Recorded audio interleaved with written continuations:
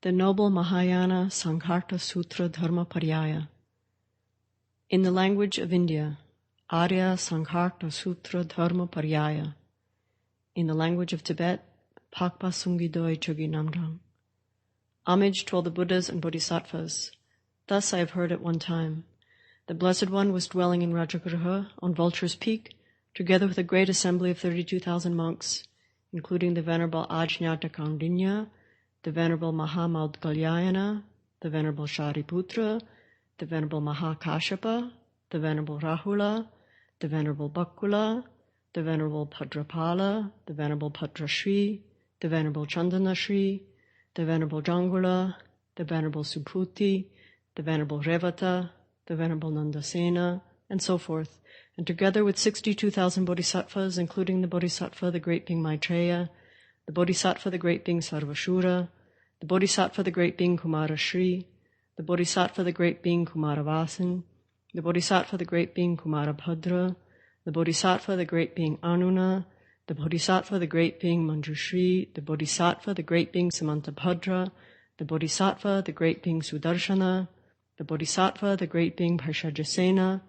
the Bodhisattva, the great being Vajrasena, and so forth, and together with 12,000 devasons, including the devason Arjuna, the devason Bhadra, the devason Subhadra, the devason Dharmaruchi, the devason Chandanagarbha, the devason Chandanavasin, the devason Chandana, and so forth, and together with 8,000 deva daughters, including the deva daughter Mardamgini, the deva daughter Prasadavati, the deva daughter Mahatma Samprayukta, the deva daughter called Glorious Eye, the deva daughter Prajapati Vasini, the deva daughter Balini, the deva daughter called Glorious Wealth, the deva daughter Subahuyukta, and so forth, and together with 8,000 Naga kings, including the Naga king Apalala, the Naga king Elapatra, the Naga king Timingila, the Naga king Kumbhasara, the Naga king Kumbhashirsha, the Naga king called Causing Virtue, the Naga king Sunanda, the Naga king Sushakha,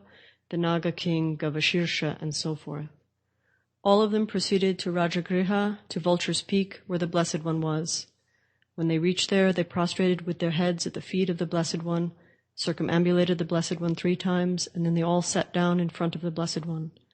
The Blessed One assented to their presence by remaining silent. Then the Bodhisattva, the great being Sarvashura, arose, placed his upper robe over one shoulder, set his right knee on the ground, placed his palms together, and bowed down to the Blessed One. He addressed the Blessed One as follows. Blessed One, 1,000,000 devas, 1,000,000 daughters of devas, and many millions of bodhisattvas have gathered. Blessed One, many millions of Shravakas and also Naga kings have gathered and are seated to hear the Dharma.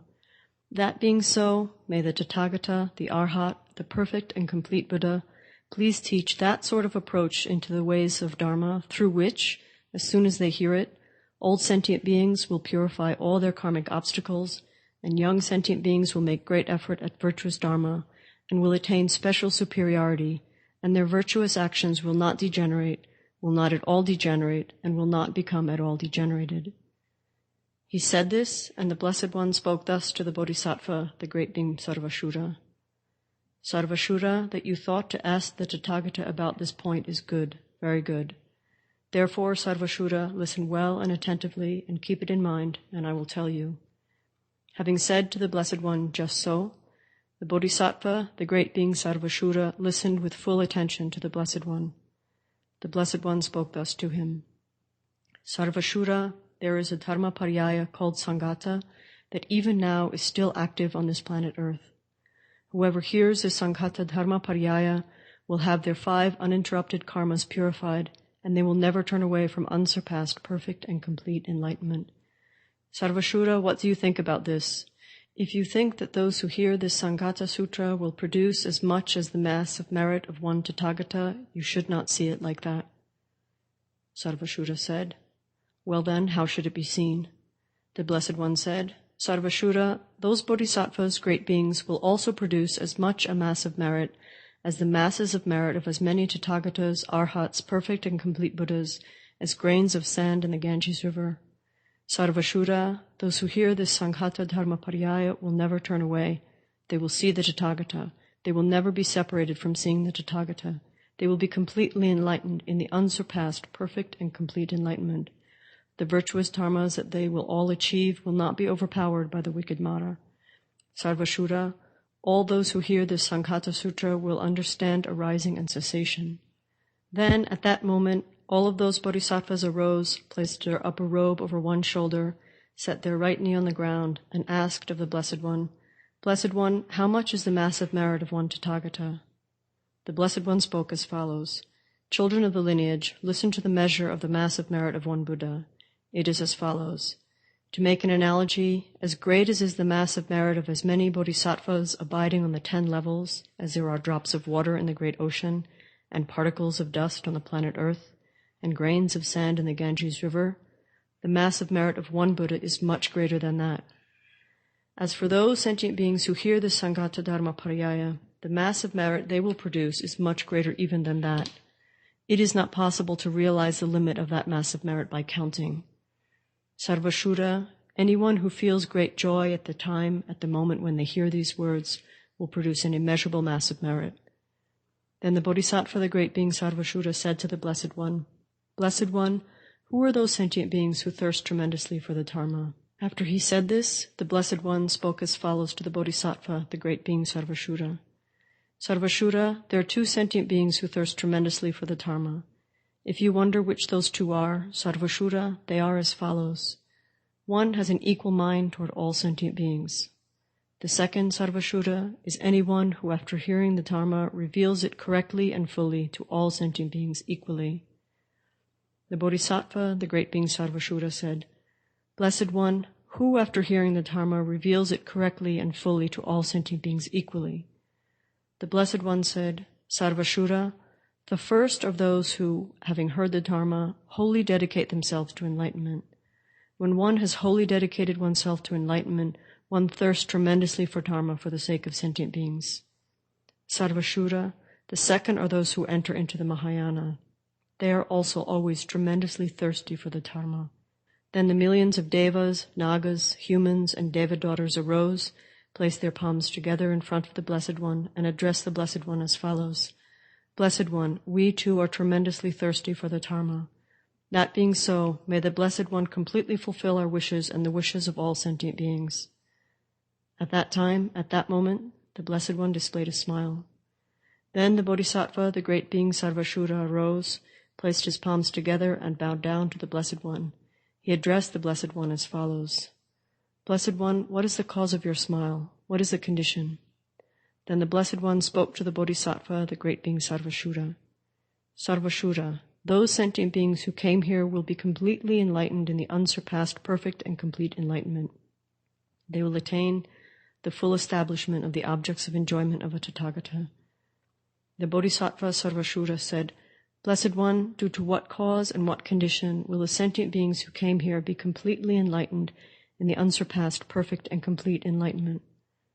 The Blessed One said, "It is good, Sarvashura, very good that you thought to ask the Tathagata about this point. Therefore, Sarvashura, listen to the distinctive qualities of dedication. Sarvashura, at a time long past, countless eons ago, a Tathagata, an Arhat, a perfect and complete Buddha named Ratnashri, endowed with knowledge and good conduct, gone to bliss, knower of the world, unsurpassed guide of beings to be tamed, teacher of devas and humans, a Buddha, a Blessed One, arose in the world. Sarvashura, at that time, at that moment, I was a Brahmin youth. All those sentient beings whom I was leading to the gnosis of a Buddha at that time, at that moment, had become wild animals. And so at that time, at that moment, I made this prayer. May all the wild animals who are now completely tormented by suffering be reborn in my Buddha field. May I establish them all in the gnosis of a Buddha. And all those wild animals, having heard those words, said, May it be so. Sarvashura, by this root of virtue, these sentient beings have come here and will be completely enlightened in the unsurpassed, perfect, and complete enlightenment. Thereupon, after hearing this greatly joyful thing from the Buddha, the Bodhisattva, the great being Sarvashura, said to the Blessed One, Blessed One, what lifespan is possible for those sentient beings? The Blessed One said, a lifespan of 80 eons is possible for those sentient beings. The Bodhisattva Sarvashura said, Blessed One, how much is the measure of an eon? The Blessed One said, "Child of the lineage, listen, it is as follows. To make an analogy, a man built an enclosure 12 yojanas in circumference and 3 yojanas in height, and completely filled that enclosure with nothing but sesame seeds. Then, whenever 1,000 years had passed, that man cast a single sesame seed out from that enclosure that was completely filled with sesame seeds. In such a manner, even when that man comes to the end of all those sesame seeds, and even the foundation and base of that enclosure no longer exist, still an eon would not have come to an end. Moreover, Sarvashura, it is as follows. To make an analogy, there is a mountain 50 yojanas in depth and some 12 yojanas in height. Then a man built a house on the side of that mountain, and for a long time, when 100 years passed, that man would wipe it once with a cloth of Benares muslin. By his doing so, the mountain would come to an end, but even after it had, still an eon would not have come to an end. Sarvashura, that is the measure of an eon." Then the Bodhisattva, the great being Sarvashura, arose and addressed the Blessed One. "Blessed One, if even one dedication produces a large mass of merit, such that the lifespan of a happy life can become 80 eons, what need could there be to mention someone who offers an extremely great amount of reverential service to the teachings of the Tathagata?" The Blessed One said, "Listen, child of the lineage. If anyone who hears the Sankhata Dharmaparyāya is able to have a lifespan of 84,000 eons, what need is there to mention one who has the Sankhata Sutra written out and who reads it? Sarvashura, that one will produce an extremely large mass of merit. Sarvashura, anyone who has a mind inspired with pure faith and makes heartfelt prostrations to the Sankhata Sutra will remember their past lives for 95 eons. They will become a wheel-turning king for 60 eons. Even in that lifetime, everyone will like them. Sarvashura, their death will not be brought about by weapons. Their death will not be brought about by poison. They will not be harmed by black magic. Even at their time of death, they will see 99 million Buddhas directly, and Sarvashura, those Buddhas, those blessed ones, will say to that person, 'Holy being, because you have heard the great Sankhata Sutra Dharmaparyāya explained well, therefore this mass of merit was created.' And those 99 million Buddhas, the blessed ones, in their individual world systems, will also make a prediction. If this is so, Sarvashura, what need is there to mention anyone who hears all of this great Sankhata Sutra Dharmaparyāya completely and extensively? Not only that, they will reassure that person, saying, 'Do not fear.'" At that, the Bodhisattva, the great being Sarvashura, said to the Blessed One, "Blessed One, when I too listen to the great Sankhata Sutra Dharmaparyāya, what mass of merit will I produce, Blessed One?" The Blessed One said, "Sarvashura, that sentient being too will produce a mass of merit as much as the merit of the number of Buddhas, Tathagatas, equaling the grains of sand in the Ganges River." He said, "Blessed One, when I listen to the great Sankhata Sutra Dharmaparyāya, I can't get enough of it." The Blessed One said, "Sarvashura, it is good, very good, that you are unable to get enough of Dharma teachings. Sarvashura, since I too am unable to get enough of Dharma teachings, Sarvashura, what need to mention that ordinary beings do not get enough? Sarvashura, any son of the lineage or daughter of the lineage who generates faith in the Mahayana will not go to wrong migrations for 1,000 eons. For 5,000 eons they will not be born as an animal. For 12,000 eons they will not be bad-minded. For 18,000 eons they will not be born among beings in a remote region. For 20,000 eons they will be courageous in giving. For 25,000 eons they will be born in the world of devas. For 35,000 eons they will engage in the practice of celibacy. For 40,000 eons they will renounce the householder's way of life. For 50,000 eons they will uphold the Dharma. And for 65,000 eons they will meditate on mindfulness of death. Sarvashura, not even the slightest bad karma will occur to that son of the lineage or daughter of the lineage. The wicked Maras will find no opportunity with them. They will never be born in the womb of a mother. Sarvashura, those who hear this Dharmaparyāya, no matter where they are born, for 95 countless eons will not fall into wrong realms. For 8,000 eons they will retain what they have heard. For 1,000 eons they will abandon killing. For 99,000 eons they will abandon telling lies. For 13,000 eons they will abandon divisive speech. Sarvashura, sentient beings who have heard this Dharmaparyāya are rare. Then the Bodhisattva, the great being Sarvashura, arose, placed his upper robe over one shoulder, set his right knee on the ground, placed his palms together, and bowed down to the Blessed One. He said to the Blessed One, "Blessed One, how large a mass of bad karma will those who reject this Dharmaparyāya produce? The Blessed One said, Sarvashura, it is much. He said, Blessed One, how large a mass of bad karma will those sentient beings produce? The Blessed One said, Be quiet, Sarvashura, be quiet. Do not ask me about the masses of bad karma. Sarvashura, compared to generating ill will toward as many Tathagatas, Arhats, perfect and complete Buddhas, as there are grains of sand in 12 Ganges rivers, those who disparage the Sangata Sutra will produce a far greater mass of non-virtue. Sarvashura, those who generate ill will toward the Mahayana will also produce a far greater mass of non-virtue than that. Sarvashura, those sentient beings are burnt. They are just burnt. Sarvashura asked, Blessed One, is it not possible to liberate these sentient beings? The Blessed One said, That is so, Sarvashura. It is impossible to liberate them. Sarvashura, it is as follows. To make an analogy, if someone were to cut off a man's head, if that person were to apply as a poultice to his head either honey or sugar or molasses or butter or vegetable oil or any medicinal poultice, what do you think about this, Sarvashura? Would this person be able to rise up again? Sarvashura said, Blessed One, this cannot be. The Blessed One said, Moreover, Sarvashura, there would also be another man. When he struck another sentient being with a sharp weapon, although he was unable to kill him by striking one blow, Sarvashura, a wound would occur. If medicine were applied, his wound would heal. At the time when he is revived, recalling the suffering, that man would think, Now I understand, and therefore at no time will I create wicked, non-virtuous karma. Just like the one who reflects in this way, Sarvashura, when that man recalls suffering, he completely abandons wickedness. At that time, all the Dharma becomes manifest.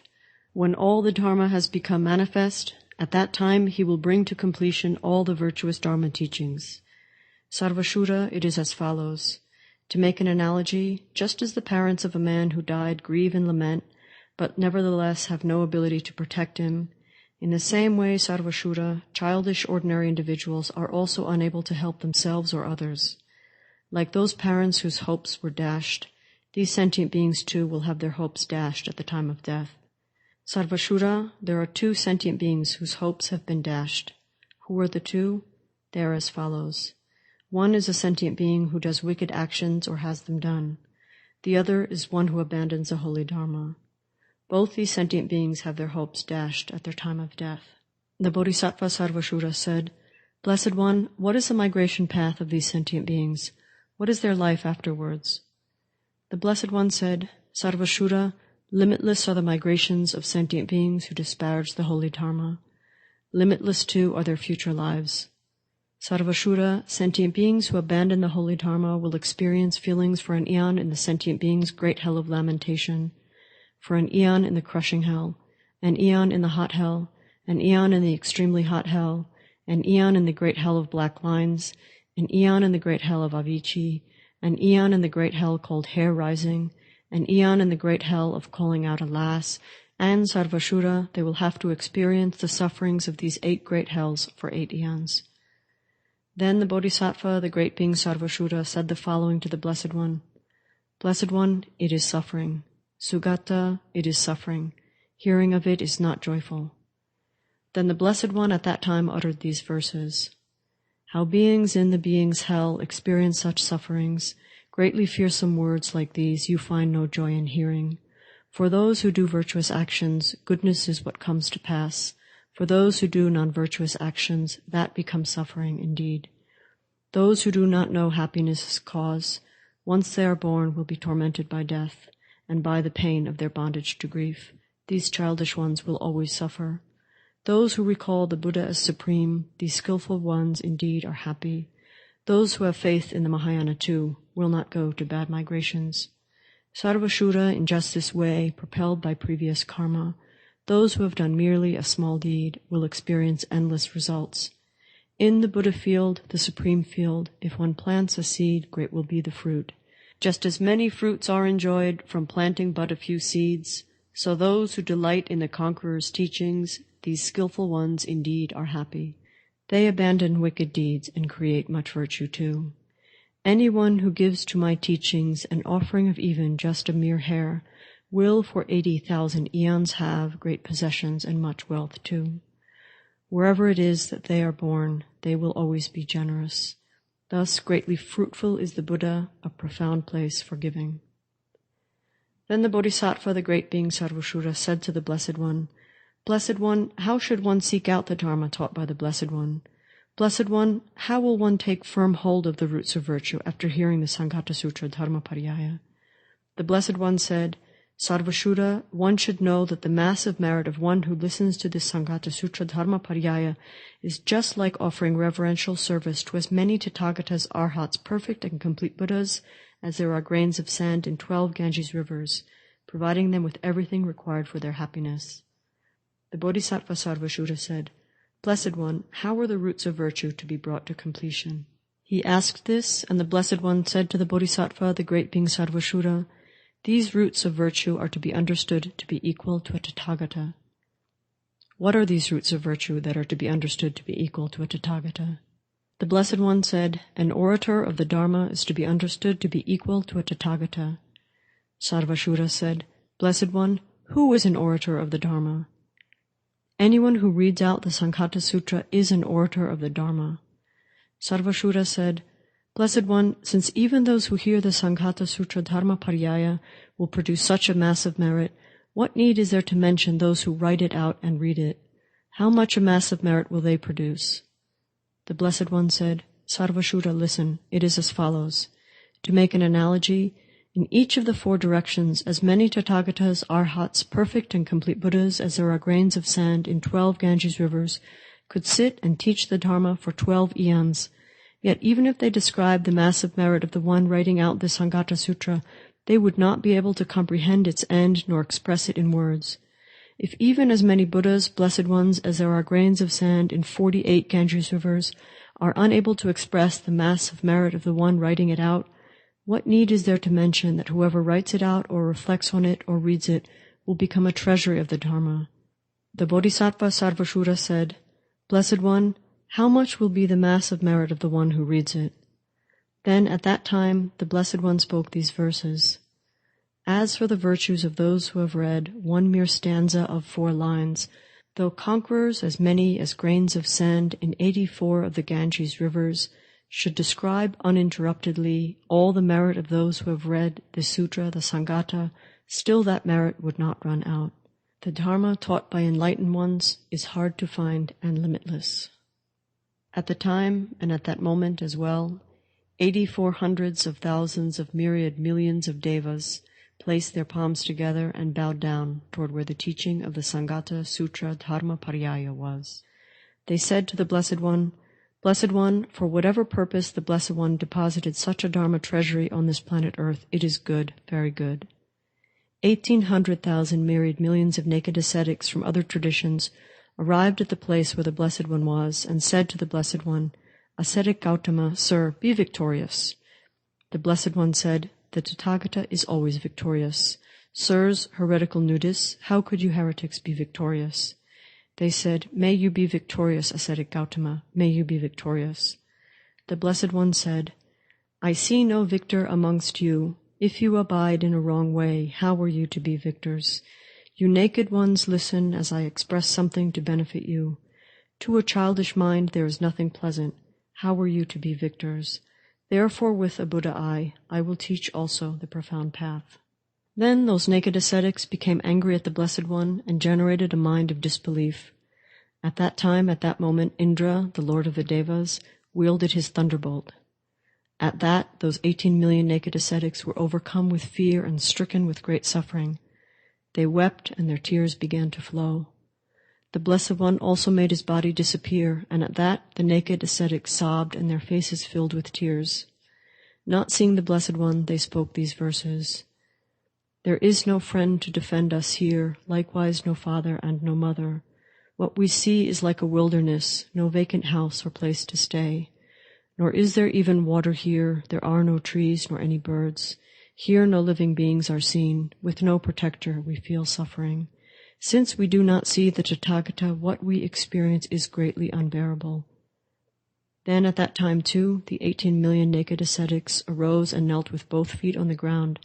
They raised their voices and sang out, Tathagata, endowed with compassion, complete Buddha, supreme among humans, please do what will benefit us. be the refuge for beings in despair. Then the Blessed One displayed a smile and said to the Bodhisattva Sarvashura, Sarvashura, go and explain the Dharma to the heretical naked ascetics from other traditions. He spoke thus, and the Bodhisattva, the great being Sarvashura, said to the Blessed One, Blessed One, if the Black Mountain demolishes its boulders, prostrating with its peak to Mount Sumeru, the king of mountains, how am I to teach the Dharma while the Tathagata is present? The Blessed One said, Be quiet, child of the lineage. The skillful means of the Buddhas are many, so go, Sarvashura. Look among the world systems in the 10 directions and see where Tathagatas are appearing and where their seats set up. Sarvashura, I myself will teach the Dharma to the heretical naked ascetics from other traditions.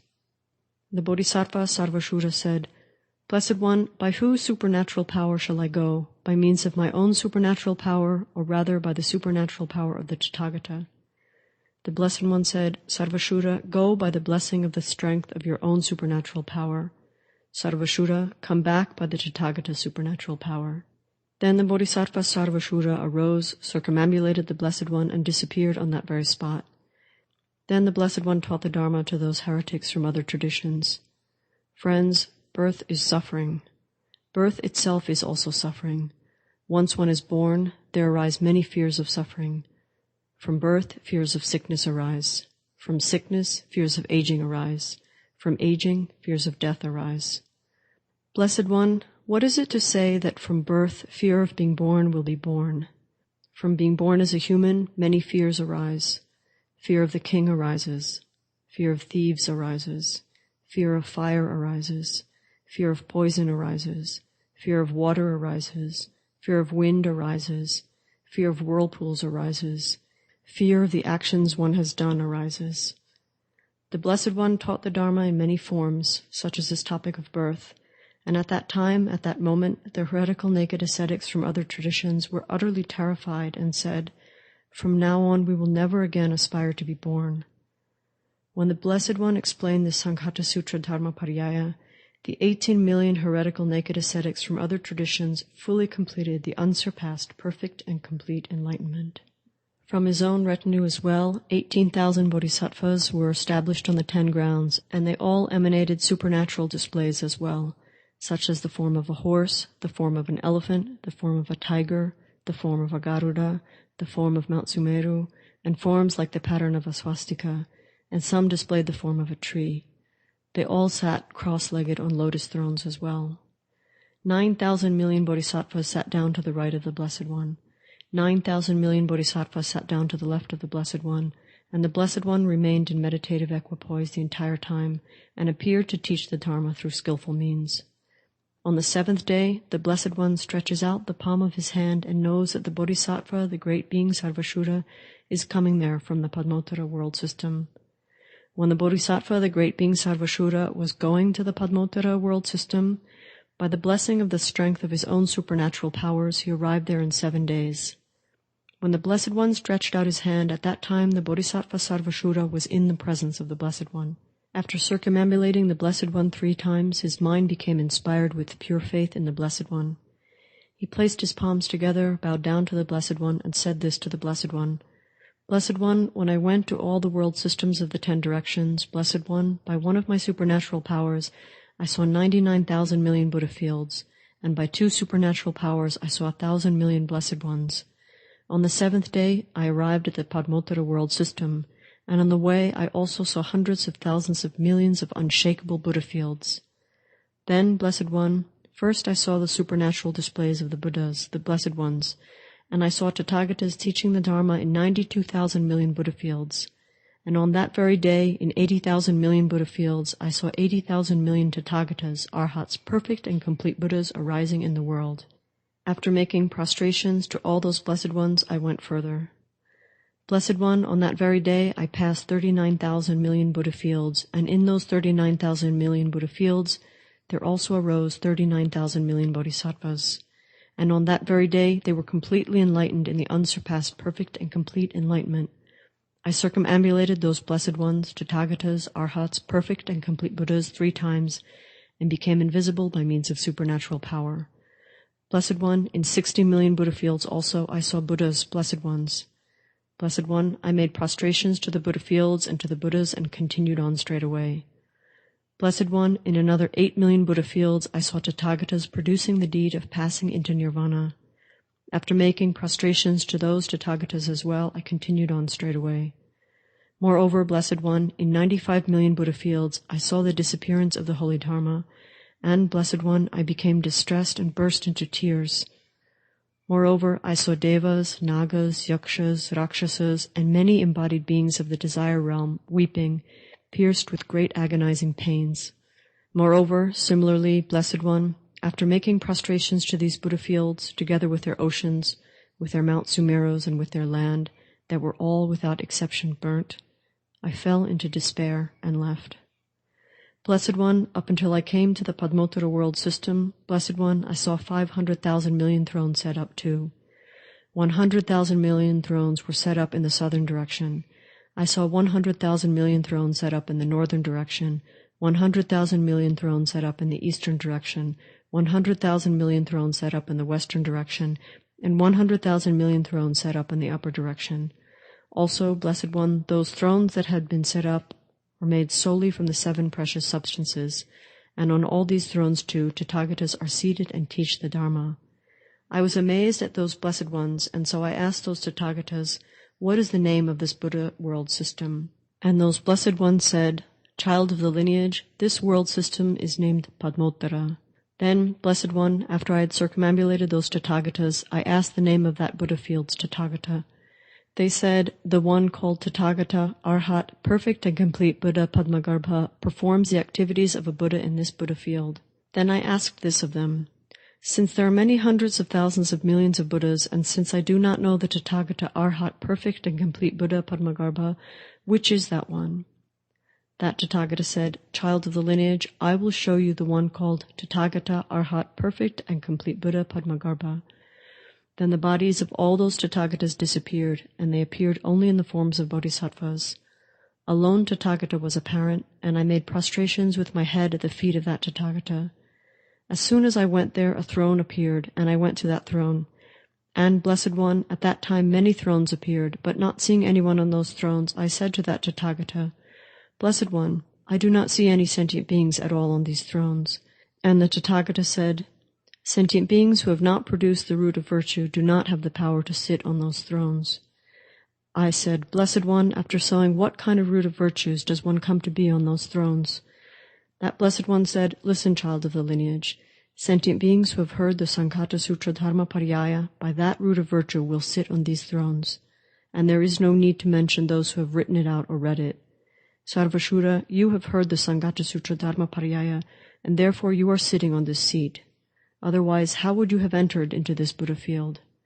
That Blessed One spoke thus, and I said the following to that Blessed One.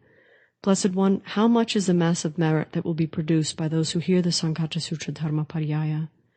Then the Blessed One, the Padmagarbha Tathagata, displayed a smile. I asked that Blessed One for what purpose that Blessed One displayed a smile. Blessed One, what is the reason and for what sort of purpose did the Tathagata display a smile? That Blessed One said, Child of the lineage, Bodhisattva, great being Sarvashura, he who has attained great power, listen. It is as follows. To make an analogy, someone is a wheel-turning king ruling 4 continents. If he plants sesame in the fields of the 4 continents, Sarvashura, what do you think about this? Would many of his seeds grow? Sarvashura said, Blessed One, many. Sugata, many. The Blessed One said, Sarvashura, from those sesame seeds, a sentient being would make a single pile, and some other person would take each sesame seed from that pile of sesame seeds, one by one, and place it aside. Sarvashura, what do you think about this? Would that sentient being be able to count those sesame seeds or make an analogy of them? The Bodhisattva Sarvashura said, Blessed One, he would not. Sugata, he would not. He would be incapable of counting those sesame seeds or making an analogy. Likewise, Sarvashura, apart from the Tathagata, no one else can make an analogy for the massive merit of the Untitled Dharmaparyāya.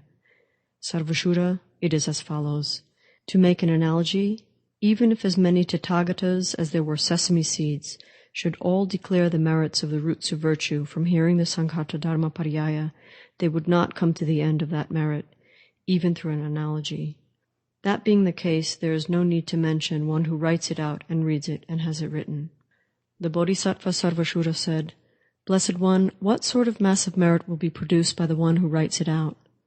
The Blessed One said, "Child of the lineage, listen. Someone cuts up all the grass or wood of a galaxy of 1 billion world systems to the size of a mere finger width. And, Sarvashura, listen to a second analogy, too.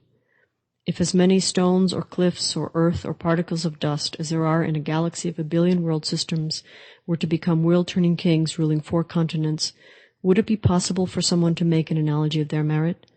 Sarvashura said, "Blessed One, it would not, except for the Tathagata." Similarly, Sarvashura, it is impossible to make an analogy for the massive merit of the one who writes out the Untitled Dharmaparyāya either. Compared to the massive merit of that many wheel-turning kings, one who writes down even just one syllable of this Dharmaparyāya and sets it up will produce a much greater mass of merit. Those wheel-turning kings are not like that, although their merit is extremely large. Sarvashura, likewise, the merit of a bodhisattva, a great being, who remains upholding and practicing the holy dharma of the Mahayana, cannot be overshadowed by a wheel-turning king. Likewise, an analogy cannot be made for the massive merit of the one who writes out the Sanghata-sutra Dharmaparyāya. Sarvashura, this Sanghata-sutra reveals treasuries of merit. It pacifies all that is delusional. It makes the lamp of all dharmas blaze brightly. It defeats all the wicked maras. It makes the abodes of all the bodhisattvas blaze brightly. It brings about the complete accomplishment of all dharmas. He spoke thus, and the Bodhisattva, the great being Sarvashura, said to the Blessed One, "Blessed One, here the practice of celibacy is a very difficult practice. If one wonders what the reason for this is, Blessed One, a Tathagata's practice is rare, and likewise the practice of celibacy is also rare. At the time when one engages in the practice of celibacy, one will see the Tathagata directly. Day and night one will see the Tathagata. At the time one sees the Tathagata directly and looks at the Tathagata day and night, one sees the Buddha field. When one sees the Buddha field, one sees all the treasures. When it is one's time to die, terror will not be born. One will not be born in a mother's womb at all. One will not become sorrowful at all. One will not be bound by the noose of craving." He said this, and the Blessed One spoke thus to the Bodhisattva, the great being Sarvashura. "Sarvashura, the arising of Tathagatas is rare." He said, "Blessed One, it is rare. Sugata, it is difficult to find." The Blessed One said, "Sarvashura, likewise this Sanghata-sutra Dharmaparyāya is also difficult to find." Sarvashura, anyone whose ear this Sanghata Dharmaparyāya falls upon will recollect past lives for 80 eons. For 60,000 eons they will attain wheel-turning kingship. For 8,000 eons they will attain the position of Indra. For 20,000 eons they will be born equal in fortune to the devas of the pure abodes. For 38,000 eons they will become the great Brahma. For 99,000 eons they will not fall down into wrong realms. For 100,000 eons they will not be born among pretas. For 28,000 eons they will not be born among animals. For 13,000 eons they will not be born in the form of an asura. Their death will not be brought about by weapons. For 25,000 eons their wisdom will not be distorted. For 7,000 eons they will exercise wisdom. For 9,000 eons they will be handsome and lovely. They will be just like the form bodies accomplished by the Tathagata. For 15,000 eons they will not be born as a wife. For 16,000 eons their body will not be stricken with illness. For 35,000 eons they will possess the divine eye. For 19,000 eons they will not be born in the birthplaces of Nagas. For 60,000 eons they will not be overcome by anger. For 7,000 eons they will not be born into an impoverished household. For 80,000 eons they will be active on 2 continents. Even when they become impoverished, they will obtain this sort of happiness. For 12,000 eons they will not be born in the birthplace of a blind person. For 13,000 eons they will not be born in bad migrations. For 11,000 eons they will be sages propounding patience. Also, at the time of death, when the final consciousness ceases, they will not have incorrect perceptions. They will not be overcome by anger.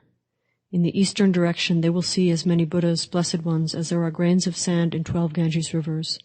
In the southern direction they will see directly 20 million Buddhas. In the western direction they will see as many Buddhas, blessed ones, as there are grains of sand in 25 Ganges rivers. In the northern direction they will see directly as many Buddhas, blessed ones, as there are grains of sand in 80 Ganges rivers. In the upward direction they will see directly 90,000 million Buddhas, blessed ones. In the downward direction they will see directly as many Buddhas, blessed ones, as there are grains of sand in 100 million Ganges rivers, and they will all say to that child of the lineage, Child of the lineage, you have heard the Sankhata Dharmaparyāya, and therefore in future lives there will be this many good qualities, benefits, and happiness. Therefore do not be afraid. Saying that, they will reassure that person. O child of the lineage, have you seen many hundreds of thousands of myriad millions of Tathagatas, as many as grains of sand in Ganges rivers? He says, Blessed one, I have seen them. Sugata, I have seen them. He speaks, O child of the lineage, these Tathagatas have arrived to see you. He says, What sort of virtuous action did I do that this many Tathagatas have arrived at the place where I am? He speaks, Child of the lineage, listen, you obtained a human body. The Sankhata Dharmaparyāya fell upon your ear, and therefore, due to that, you created this great a mass of merit. He says, Blessed one, if even my mass of merit becomes this much, what need is there to mention one who hears it comprehensively in its entirety? He speaks, Be quiet, O child of the lineage, I will describe the merit of a 4-line verse, therefore listen. Child of the lineage, it is as follows. To make an analogy, even compared to the mass of merit of as many Tathagatas, Arhats, perfect and complete Buddhas, as there are grains of sand in 13 Ganges rivers, it produces a much greater mass of merit than that. Compared to one who honors as many Tathagatas, Arhats, perfect and complete Buddhas, as there are grains of sand in 13 Ganges rivers, if even one who hears just a 4-line verse from the Sankhata Dharmaparyāya will produce a much greater mass of merit than that, what need is there to mention someone who hears it comprehensively in its entirety? Child of the lineage, listen to this regarding one who hears the Sankhata Dharmaparyāya comprehensively in its entirety. If there were as many wheel-turning kings as the number of sesame seeds planted in the whole galaxy of 1 billion world systems, and a rich person with much wealth and great possessions made offerings to those wheel-turning kings, compared to that, one who makes offering to one stream enterer produces a much greater mass of merit. If all those sentient beings of the galaxy of 1 billion world systems were to become stream enterers, compared to the mass of merit of one who makes offerings to all of them, the mass of merit produced by one who makes offerings to one once-returner would be much greater. If all those sentient beings of the galaxy of 1 billion world systems were once-returners, compared to the mass of merit of one who makes offerings to all of them, the mass of merit produced by one who makes offerings to one non-returner would be much greater. If all those sentient beings of the galaxy of 1 billion world systems were non-returners, compared to the mass of merit of one who makes offerings to all of them, the mass of merit produced by one who makes offerings to one arhat would be much greater. If all those sentient beings of the galaxy of 1 billion world systems were arhats, compared to the mass of merit of one who makes offerings to all of them, the mass of merit produced by one who makes offerings to one Pratyeka Buddha would be much greater. If all those sentient beings of the galaxy of 1 billion world systems were Pratyeka Buddhas, compared to the mass of merit of one who makes offering to all of them, the mass of merit produced by one who makes offerings to one Bodhisattva would be much greater. If all those sentient beings of the galaxy of 1 billion world systems were Bodhisattvas, compared to the mass of merit of one who makes offerings to all of them, if the mass of merit produced by one who makes their mind inspired with pure faith in one Tathagata and makes their mind inspired with trust toward a galaxy of 1 billion world systems completely full of Tathagatas, and one who hears the Sankhata Dharmaparyāya would produce a much greater mass of merit than that, then, Sarvashura, what need is there to mention whoever writes out the Sankhata Dharmaparyāya, or memorizes it, or reads it, or who comprehends it completely? Sarvashura, what need is there even to mention prostrating with a mind inspired with pure faith towards this Sankhata Dharmaparyāya? Sarvashura, what do you think about this? One might wonder whether all childish ordinary individuals are able to hear this, but even if they hear it, they will not generate faith. Sarvashura, listen. Is there anyone among childish ordinary individuals who is able to get to the bottom of the great ocean? He said, Blessed one, there is not. He said, Is there any sentient being who could deplete the ocean with the palm of one hand? He said, Blessed one, there is not. Sugata, there is not. He said, Sarvashura, just as there is no sentient being at all able to dry up the great ocean, Sarvashura, nor is any sentient being of lower aspiration able to listen to this Dharmaparyāya. Sarvashura, those who have not seen as many millions of Tathagatas as there are grains of sand in 80 Ganges rivers are unable to write out this Sanghata Dharmaparyāya. Those who have not seen as many Tathagatas as there are grains of sand in 90 Ganges rivers are unable to listen to this Dharmaparyāya. Those who have not seen hundreds of thousands of myriad millions of Tathagatas, having heard this Dharmaparyāya, will reject it. Sarvashura, those who have seen as many as 100 million Tathagatas as there are grains of sand in the Ganges River, when they hear this Dharmaparyāya, will produce a mind inspired with pure faith. They will be delighted. They will understand correctly, exactly as it is. That one will have faith in the Sanghata Dharmaparyāya and will not reject it. Sarvashura, listen. Those who write out just a 4-line verse from the Sanghata Sutra, after they pass 95,000 million world systems, their Buddha field will become just like the Sukhavati world system. Sarvashura, the lifespan of those sentient beings will have the capacity to be 84,000 eons. Sarvashura, listen. As for those bodhisattvas, those great beings, who hear as little as a 4-line verse from this Sanghata Dharmaparyāya, Sarvashura, it is as follows. To make an analogy, a sentient being who has committed the 5 uninterrupted actions, ordered them done, or rejoiced in their doing, will purify the bad karma of the 5 uninterrupted actions if they too hear just a 4-line verse from the Sanghata Dharmaparyāya. It is like that. Listen, Sarvashura, and I will explain still another good quality. It is as follows. To make an analogy, a sentient being destroyed stupas, causes a division within the Sangha, causes a bodhisattva to waver from their meditative absorption, creates an obstruction to the wisdom of a Buddha, and takes human life. Afterwards, that sentient being regrets it and is distressed. By this body I have been ruined, and ruined in the next life too. I am worthless. Thinking thus, there arises intense contemplation, and he experiences painful feelings. He experiences unbearable feelings. Sarvashura, that sentient being is rejected by all sentient beings. He is despised. This sentient being is burnt and worthless. He has become worthless with regard to worldly and supramundane phenomena as well. For many eons, this man will be like a log burnt to cinder. This man will be just like pillars and beams in a nicely painted house that are not beautiful once they are burnt. He is not lovely in this world either. Wherever he goes, in all those places, sentient beings will criticize and beat him too. And though afflicted with hunger and thirst, he will not obtain even the slightest bit to eat or drink. On account of that, he experiences a feeling of suffering and is reminded of the destruction of the stupas and of the 5 uninterrupted actions out of hunger and thirst and abuse. And having been reminded on account of that, he thinks, where am I to go? Who is my protector? And he becomes depressed by the suffering, thinking, since no one at all is a protector to me here, let me go to a mountain or ravine, and there put an end to my life. He said, since I have done wicked acts, I'm like a cinder forever burnt, both in this world not lovely, and in the next world lovely not. Within the house too not lovely, also outside lovely not. Due to flaws I did wicked deeds, through them to lower realms I go. I will suffer too in other lives, in whatever bad state I dwell. As he sobbed and choked on tears, even by devas his words were heard. Alas, to lower realms I go, thus in the life beyond there is no hope.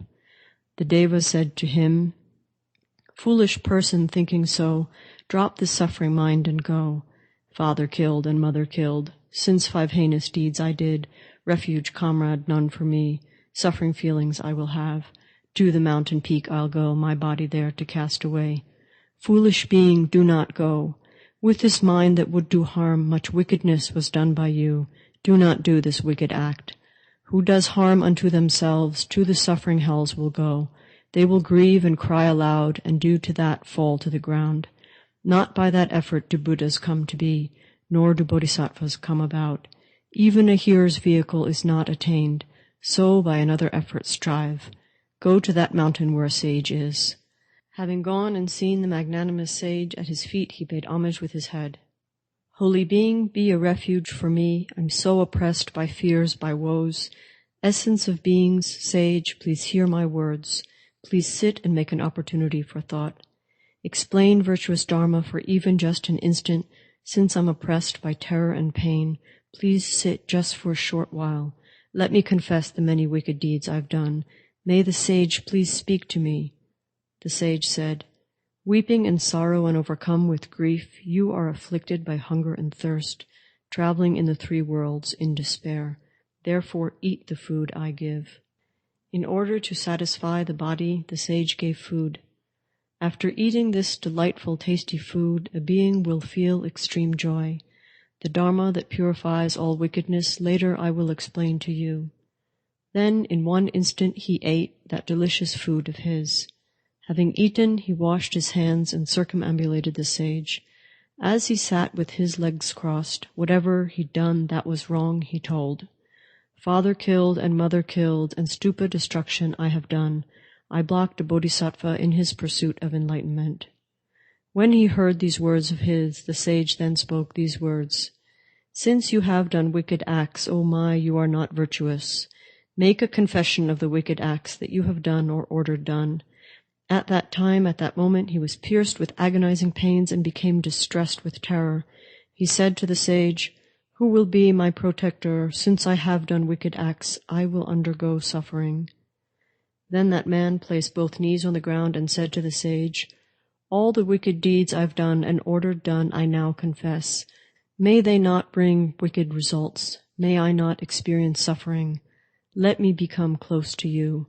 Sage, please become my refuge. Make me without regret and at peace, and thus pacify my bad karma.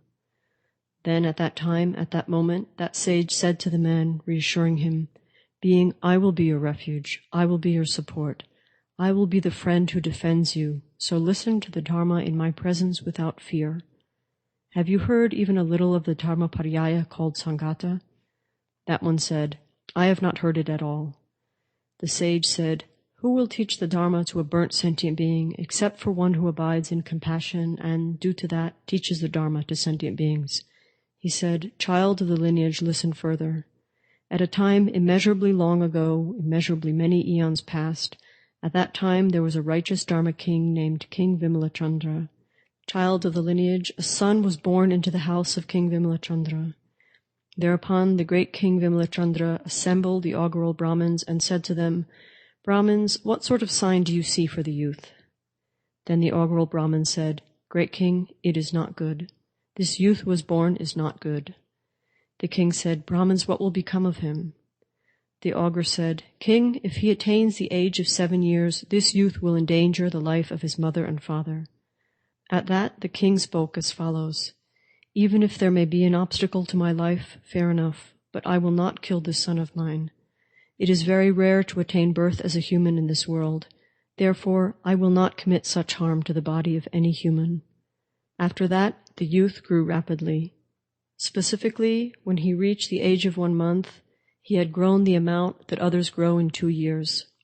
After that, the king Vimalachandra knew, too, that the youth had grown because of karma that the king himself had accumulated. Then the king gave his kingdom to that youth and spoke as follows, May you become a king well-renowned and with a vast dominion. Rule righteously with Dharma, not by what is not Dharma. Then, having granted him the kingdom, he bestowed on him the title king, and King Vimalachandra acts no more as king of his own land. Then the 1,000,000 ministers proceeded to the place where King Vimalachandra was, and having reached there, they spoke to King Vimalachandra as follows, O great king, why is it that you are not now acting as king of your own land? The king said, For immeasurably many eons, although I have ruled as one having kingdoms, wealth, and power, I have never had enough. And at that time, at that moment, before much time had passed, that child took the life of his father and mother, and therein he accumulated the karma of the uninterrupted actions. O being, I also remember the time when suffering feelings arose for that king, and he felt regret and sobbed, choking on tears, and I generated a mind of great compassion for him. Having gone there, I taught the Dharma, and when he too heard that Dharma, those uninterrupted actions were quickly purified without any remainder. He said, Those great ascetics who hear the Sankhata Dharmaparyāya, the king of sutras, will attain the unsurpassed source of Dharma, the purification of all wickedness, and the pacification of all that is delusional. The Dharma that swiftly sets you free, I shall explain, so listen well. If just a single 4-line verse is explained in a continual stream, all wickedness will be purified and stream entry will be attained. From all wickedness one is released. With this solemn utterance, suffering beings are completely freed from the bondage of the fear of hell. Then the man rose from his seat, placed his palms together as he prostrated to him with head bent down. He approved by saying, "Excellent. Excellent, virtuous friends. Excellent those who teach the great method, the Sanghata Sutra, which destroys wickedness, and also for those who hear it, excellent." Then at that time, at that moment, from in the middle of the space above, 12,000 Deva sons placed their palms together and came before the sage. They prostrated at his feet and said, "Blessed One, great ascetic, for how long back do you cognize?" Likewise, 4 million Naga kings came, and 18,000 Yaksha kings came. After placing their palms together and bowing down to the sage, they said, "Great One, for how long back do you cognize?" The sage said, "For hundreds of thousands of myriad millions of countless eons." They said, "By which virtuous karma will this bad karma be completely pacified in an instant?" He said, "By hearing the Sanghata Dharmaparyāya." From among the sentient beings who are gathered here, all those who had faith upon hearing this Dharmaparyāya are predicted to unsurpassed perfect and complete enlightenment. If those persons who have committed the 5 uninterrupted actions even just hear this Dharmaparyāya called Sanghata, they will completely exhaust and completely purify their karma of the 5 uninterrupted actions instantly and entirely. For countless hundreds of thousands of myriad millions of eons, the doors to the lower realms will be closed. The 32 doors to the devas worlds will be opened. If that is how the roots of virtue of one who also hears even so much as just a 4-line verse from this Sanghata Dharmaparyāya will become, what need is there to speak of one who shows it respect with flowers, incense, fragrance, garlands, lotions, powders, robes, canopies, banners, and pennants, and who venerates it, makes drawings, makes offerings, joins together symbols and musical instruments, and rejoices afterward one time, approving by saying, "Well said, excellent, excellent."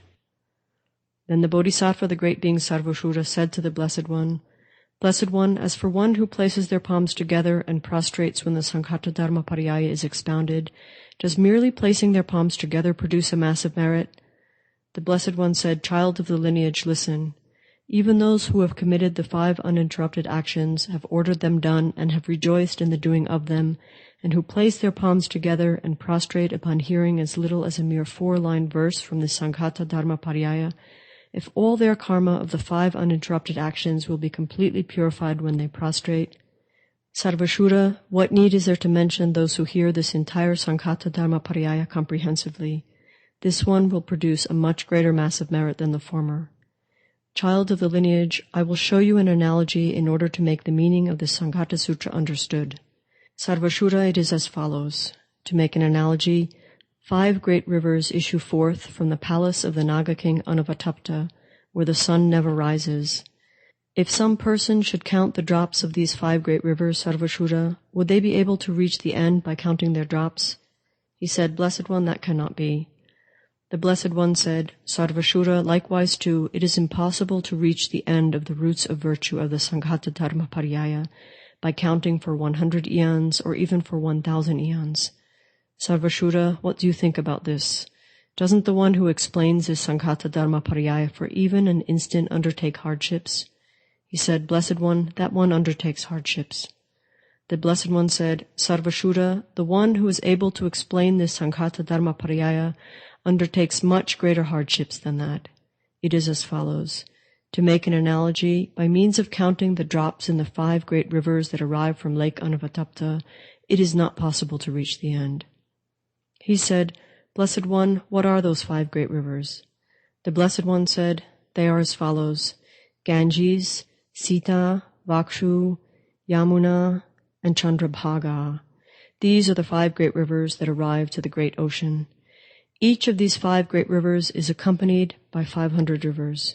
Sarvashura, these 5 rivers also descend from the sky with 1,000 rivers each, and by them living beings are satisfied." He said, "Which are the 1,000 that accompany each of them?" The Blessed One said, Sundari is accompanied by 1,000, Shamka is accompanied by 1,000, Vahanti is accompanied by 1,000, Chitrasena is accompanied by 1,000, and Dharmavarti is accompanied by 1,000. Sarvashura, these great rivers each possess 1,000 accompanying rivers. They let fall a stream of rain onto the planet Earth. Sarvashura, they release streams of raindrops from time to time, and this produces flowers and fruits and crops. When the streams of rain are released onto the planet Earth, water will be produced. By the water that is produced, fields and gardens are all satiated and made happy. Sarvashura, it is as follows. To make an analogy, the Lord of living beings makes all the planet Earth happy. Likewise, Sarvashura, this Sankhata Dharmaparyāya is explained on earth for the benefit of many beings and for the happiness of many beings. The lifespan of humans is not like the lifespan of the devas of the 33. If you should ask who are the devas of the 33, Sarvashura, those who dwell where Indra, the lord of the devas, dwells, are called the 33. Sarvashura, there are also sentient beings who engage in good verbal conduct, and it is impossible to make an analogy for their mass of merit too. There are also sentient beings who engage in faulty verbal conduct, and it is impossible to make an analogy for their hell and animal rebirths. Those sentient beings who come to experience the sufferings of hell beings, animals, and pretas have no refuge whatsoever. Their hopes having been dashed there, they lament and fall into hells. They should be seen as under the power of non-virtuous friends. And those sentient beings who engage in good verbal conduct and for whose mass of merit it is impossible to make an analogy, they should be seen as under the power of virtuous friends. When one sees a virtuous friend, a Tathagata is seen. When one sees a Tathagata, all one's wickedness is purified. When the Lord of beings causes joy on earth, it will be impossible to make an analogy for the happiness of the sentient beings on earth. Sarvashura, likewise, this Sankhata Dharmaparyāya too performs the functions of a Buddha for the sentient beings of the planet Earth. Anyone who has not heard the Sankhata Dharmaparyāya is unable to be completely enlightened in the unsurpassed perfect and complete enlightenment. They are unable to turn the wheel of Dharma. They are unable to beat the gong of the Dharma. They are unable to sit on the lion throne of the Dharma. They are unable to enter the sphere of Nirvana. They are unable to illuminate with countless light rays. Sarvashura, likewise, those who have not heard the Sankhata Dharmaparyāya are also unable to sit in the heart of enlightenment. Sarvashura said, Blessed One, may I ask about a certain wonder? Sugata, may I ask about a certain wonder? The Blessed One said, Sarvashura, ask whatever you wish, and I will clear away your doubts. He said, Who was that sage who liberated those sentient beings from the karma of the 5 uninterrupted actions, and then placed them one by one on the level of one who will never turn away? He said, The speech of Buddhas is profound. Sarvashura, listen to me. The Sanghata Sutra is a teacher manifesting in the form of a sage. The Sanghata manifests out of kindness even bodies of Buddhas. As many grains of sand as a Ganges holds, in just that many forms it teaches. It teaches in the form of a Buddha. It teaches even the essence of Dharma.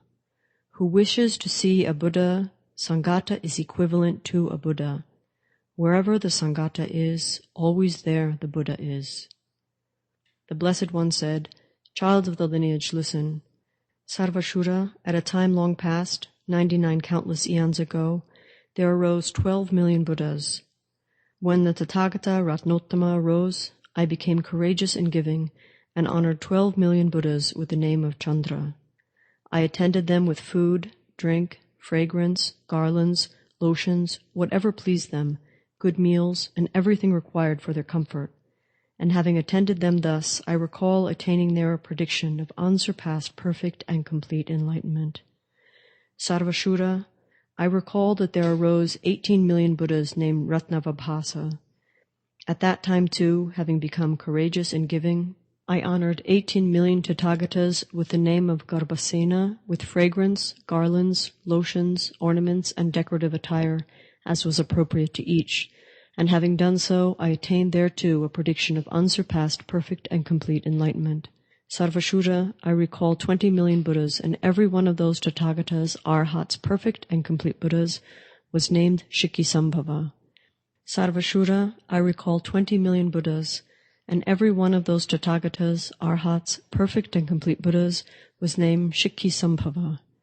Sarvashura, I recall 20 million Buddhas, and every one of those Tathagatas, Arhats, perfect and complete Buddhas, was named Kashyapa. At that time, too, having become courageous in giving, I revered the Tathagatas with fragrance, garlands, and lotions, and then I offered them reverential service in the way that service should be offered reverentially to Tathagatas, and there, too, I attained a prediction of unsurpassed, perfect, and complete enlightenment.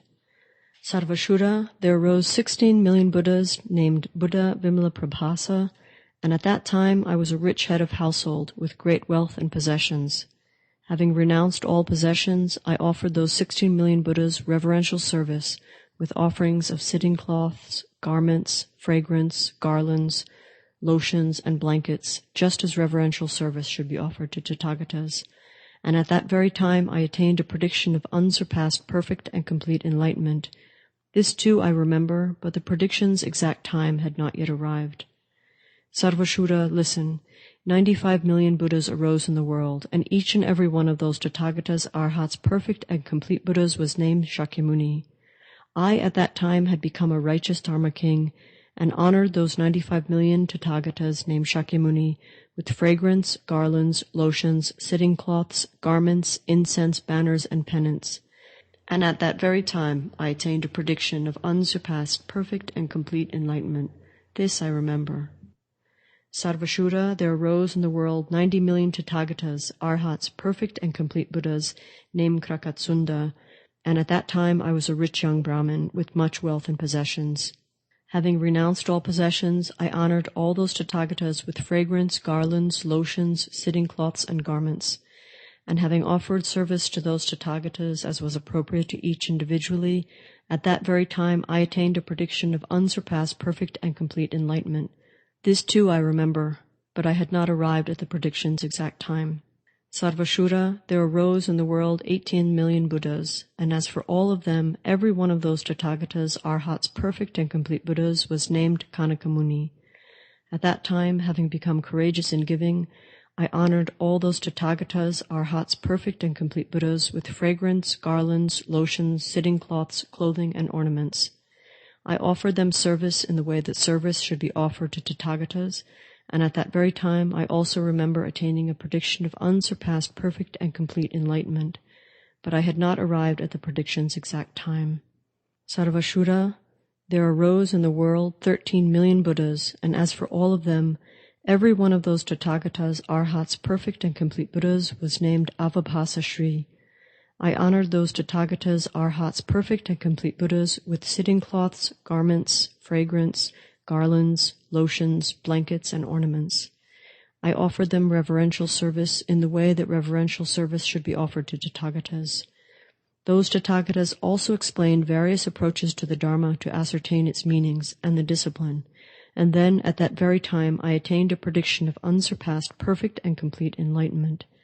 This too I remember, but the prediction's time had not yet arrived then either. Sarvashura, there arose in the world 25 million Tathagatas, Arhats, perfect and complete Buddhas named Pushya. At that time I was a renunciate and honored those Tathagatas. As Ananda offers me service now, likewise I offered service to those Tathagatas, and there I attained a prediction of unsurpassed perfect and complete enlightenment. This I remember, but the prediction's time had not yet arrived then either. Sarvashura, there arose in the world 12 million Tathagatas, Arhats, perfect and complete Buddhas named Vipashin. I honored those Tathagatas with sitting cloths, garments, fragrance, garlands, and lotions. I offered them service in the way that service should be offered to Tathagatas. At that time, at that moment, having become a renunciate, right there I also remember attaining a prediction of unsurpassed perfect and complete enlightenment. Soon thereafter, the last Vipashin to arrive explained this Sankhata Dharmaparyāya, and I knew that. And then, at that time, a rain of the 7 precious substances showered down upon the planet Earth. And then there was no more poverty among the sentient beings on Earth. At that very time, I attained a prediction of unsurpassed perfect and complete enlightenment. After that, for a long period of time, I was not predicted. He said, "What was that time? What was the measure?" The Blessed One said, "Sarvashura, listen. A countless eon after that, the Tathagata, Arhat, perfect and complete Buddha Dipamkara arose in the world. At that time, at that moment, I was a Brahmin youth named Megha. At the time when Tathagata Dipamkara arose in the world, I was practicing celibacy in the form of a Brahmin youth. Then, when I had seen Tathagata Dipamkara, I scattered 7 Utpala flowers and dedicated to unsurpassed perfect and complete enlightenment, and that Tathagata predicted to me, Brahmin youth, in the future, in a countless eon, you will become a Tathagata, Arhat, perfect and complete Buddha in the world, named Shakyamuni. After that, Sarvashura, I sat in the space above at a height of 12 palmyra trees and attained the state of forbearance with regard to unproduced phenomena. Just as if it were yesterday or today, I remember directly all those roots of virtue from when I practiced celibacy for countless eons and was endowed with the perfections. Furthermore, Sarvashura, I established countless hundreds of thousands of myriad millions of sentient beings individually in virtuous Dharma. Therefore, Sarvashura, now having been manifestly completely enlightened into unsurpassed perfect and complete enlightenment, what need is there to mention that I wish to benefit all sentient beings? Sarvashura, I teach the Dharma in many ways to sentient beings. Whatever the form by which they are to be subdued, I teach the Dharma in that form. In the world of the devas, I teach the Dharma in the form of a deva. In the land of the nagas, I teach the Dharma in the form of a naga. In the land of the yakshas, I teach the Dharma in the form of a yaksha. In the land of the pretas, I teach the Dharma in the form of a preta. In the world of humans, I teach the Dharma in the form of a human. To those sentient beings who are to be subdued by a Buddha, I teach the Dharma in the form of a Buddha. To those sentient beings who are to be subdued by a Bodhisattva, I teach the Dharma in the form of a Bodhisattva. By whatever form it is that sentient beings are to be subdued, I teach the Dharma in that very form. Thus, Sarvashura, I teach the Dharma to sentient beings in many ways. If one should wonder why that is, Sarvashura, it is because just as sentient beings hear the Dharma in many ways, so too those sincere sentient beings will make roots of virtue in many ways. They will engage in acts of generosity. They will make merit. They will also go without sleep for their own sake. They will meditate on the mindfulness of death too. They will do such virtuous actions as these that are to be done. Due to having heard the Dharma, they will remember these previous roots of virtue. That will come to be for the long-term aim, benefit, and happiness of devas and humans. Sarvashura, that being so, as soon as the Sankhata Dharmaparyāya is heard, the good qualities and benefits in this way become immeasurable. Then those sentient beings spoke to one another. They said, there must be something else also that, by having done and accumulated it, one will be manifestly completely enlightened in the unsurpassed perfect and complete enlightenment, and the result of the virtuous Dharma of wanting to benefit all sentient beings will ripen. Those who have come to trust in the Dharma will say, there is a Dharma perfectly in accord with things as they are. The great ripening result of their virtue will be the unsurpassed happiness of the Dharma. As for the ignorant, foolish sentient beings who say that there aren't any Dharmas and there is no passing beyond the Dharmas either, their great ripening result will be to go to bad migrations. Again and again they will be aiming for grounds of bad migrations. For 8 eons they will experience the suffering sensations of the hell realms. For 12 eons they will experience the suffering sensations in the lands of pretas. For 16 eons they will be born among the asuras. For 9,000 eons they will be born among the harmful bhutas and pishachas. For 14,000 eons they will be without tongues. For 16,000 eons they will die in their mother's womb. For 12,000 eons they will become round lumps of flesh. For 11,000 eons they will be born blind and will experience suffering sensations, and their parents will think, we have suffered meaninglessly. The birth of our son was meaningless. Bearing him in the womb for 9 months was meaningless.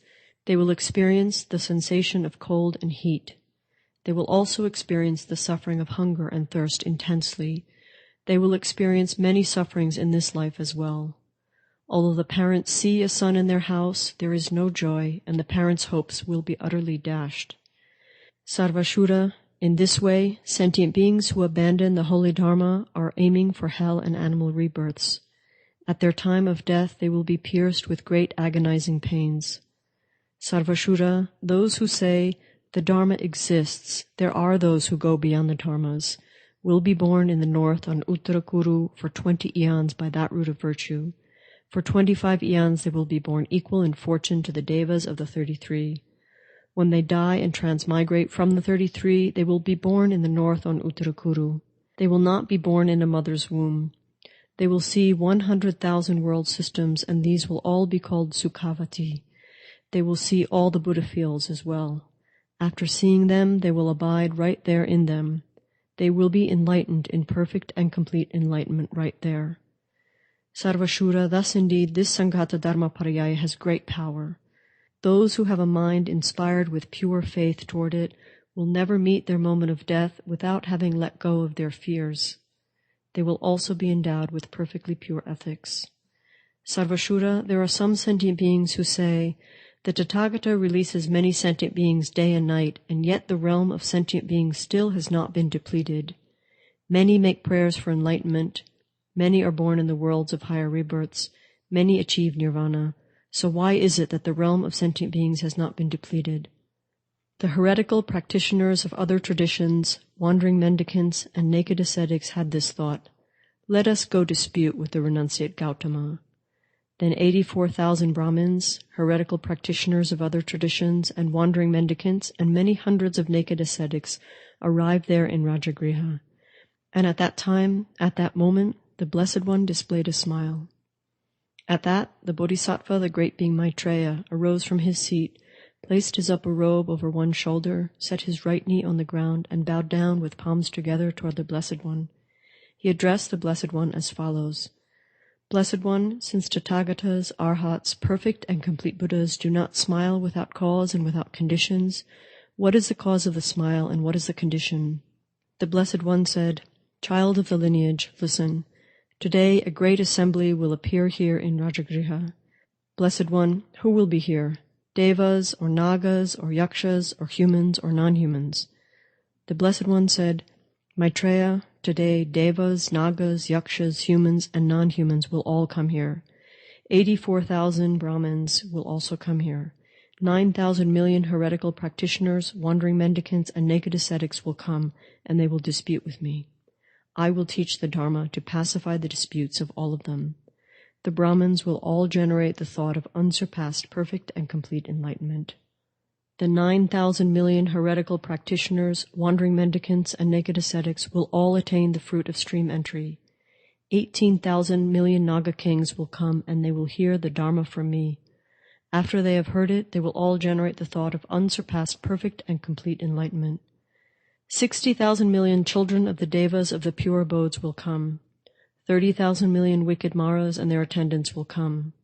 12,000 million Asura kings will come. Kings 500 in number, together with their retinues, will come to hear the Dharma. After hearing the Dharma from me, they will all generate the thought of unsurpassed, perfect, and complete enlightenment. At that, the Bodhisattva, the great being Maitreya, prostrated with his head at the feet of the Blessed One, and after circumambulating the Blessed One 3 times, disappeared on that very spot. At that, the Bodhisattva, the great being Sarvashura, arose from his seat, placed his upper robe over one shoulder, set his right knee on the ground, placed his palms together, and bowed down to the Blessed One. He said to the Blessed One, Blessed One, what are the names of those kings, 500 in number? The Blessed One said, Sarvashura, listen. There is the king called Nanda, the king called Upananda, the king called Jannarshabha, the king called Brahmasena, the king called Brahmaghosha, the king called Sudarshana, the king called Priyasena, the king called Nandasena, the king called Bimbisara, the king called Prasenajit, and the king called Virudhaka. There are these and the rest of the kings, 500 number, and each of them has 100,000 million attendants. With the exception of Virudhaka, each and every one of them has set out for unsurpassed perfect and complete enlightenment. 30,000 million bodhisattvas are coming from the eastern direction. 50,000 million bodhisattvas are coming from the southern direction. 60,000 million bodhisattvas are coming from the western direction. 80,000 million bodhisattvas are coming from the northern direction. 90,000 million bodhisattvas are coming from below. 100,000 million bodhisattvas are coming from above, and each and every one of them is abiding on the 10 grounds. Then, in order to see the Blessed One, all those bodhisattvas proceeded to Rajagriha to where the Blessed One was. And all those bodhisattvas, each and every one, had set out for unsurpassed perfect and complete enlightenment. Then the Blessed One said to the Bodhisattva, the great being Sarvashura, Sarvashura, go to the world systems of the 10 directions and say to all the bodhisattvas, today in the great city of Rajagriha the Tathagata is teaching the Dharma. Therefore, all you residents of the world systems in the 10 directions, place your palms together and bow down in homage. Say this, and as soon as you have made it understood, come back immediately to listen to the Dharma. At that, the Bodhisattva, the great being Sarvashura, arose from his seat, prostrated with his head at the feet of the Blessed One, circumambulated the Blessed One 3 times, and then disappeared through supernatural powers. Then the Bodhisattva, the great being Sarvashura, went to the world systems of the 10 directions and instructed the Bodhisattvas. Today, in the great city of Rajagriha, the Tathagata is teaching the Dharma. Therefore, you should reply to that, excellent, and on account of that, on this very day, you will receive benefit and attain great bliss. Then, having gone to the world systems of the 10 directions, the Bodhisattva, the great being Sarvashura, honored all the Buddhas and informed the Bodhisattvas.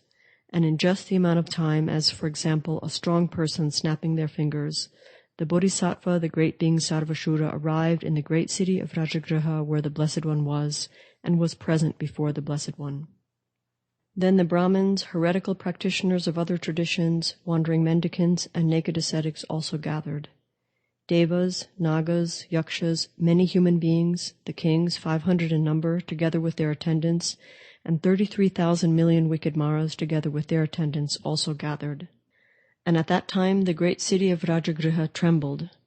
A shower of celestial sandalwood powder rained down on the world systems in the 10 directions, and a shower of celestial flowers also rained down and remained in a towering palace at the level of the topknot on the crown of the Blessed One's head. Also at that time Indra, the lord of the Devas, wielded a thunderbolt in the presence of the Tathagata. Then at that time from the 4 directions 4 massive winds stirred up the earth. After they rose up, they carried off the garbage, sweepings, and dust from the great city of Rajagriha. A shower of fragrant waters rained down on the world systems of the 10 directions. A shower of utpala flowers, lotuses, kumuda flowers, and white lotuses rained down on the world systems of the 10 directions, and they all remained as flower canopies above the heads of all those sentient beings.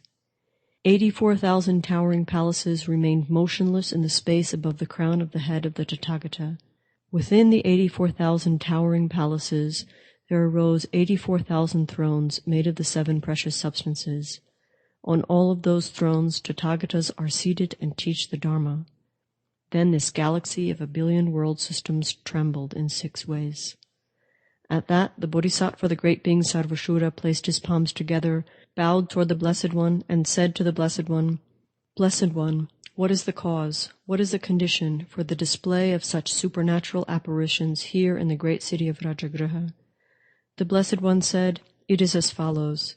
To make an analogy, a king rubbed the head of some unstable man, wild, full of ego-grasping, full of selfish grasping at things as his own, and also poverty-stricken. That man went up to the king's gate. Once he arrived there, he insistently wished to enter inside the palace of the king.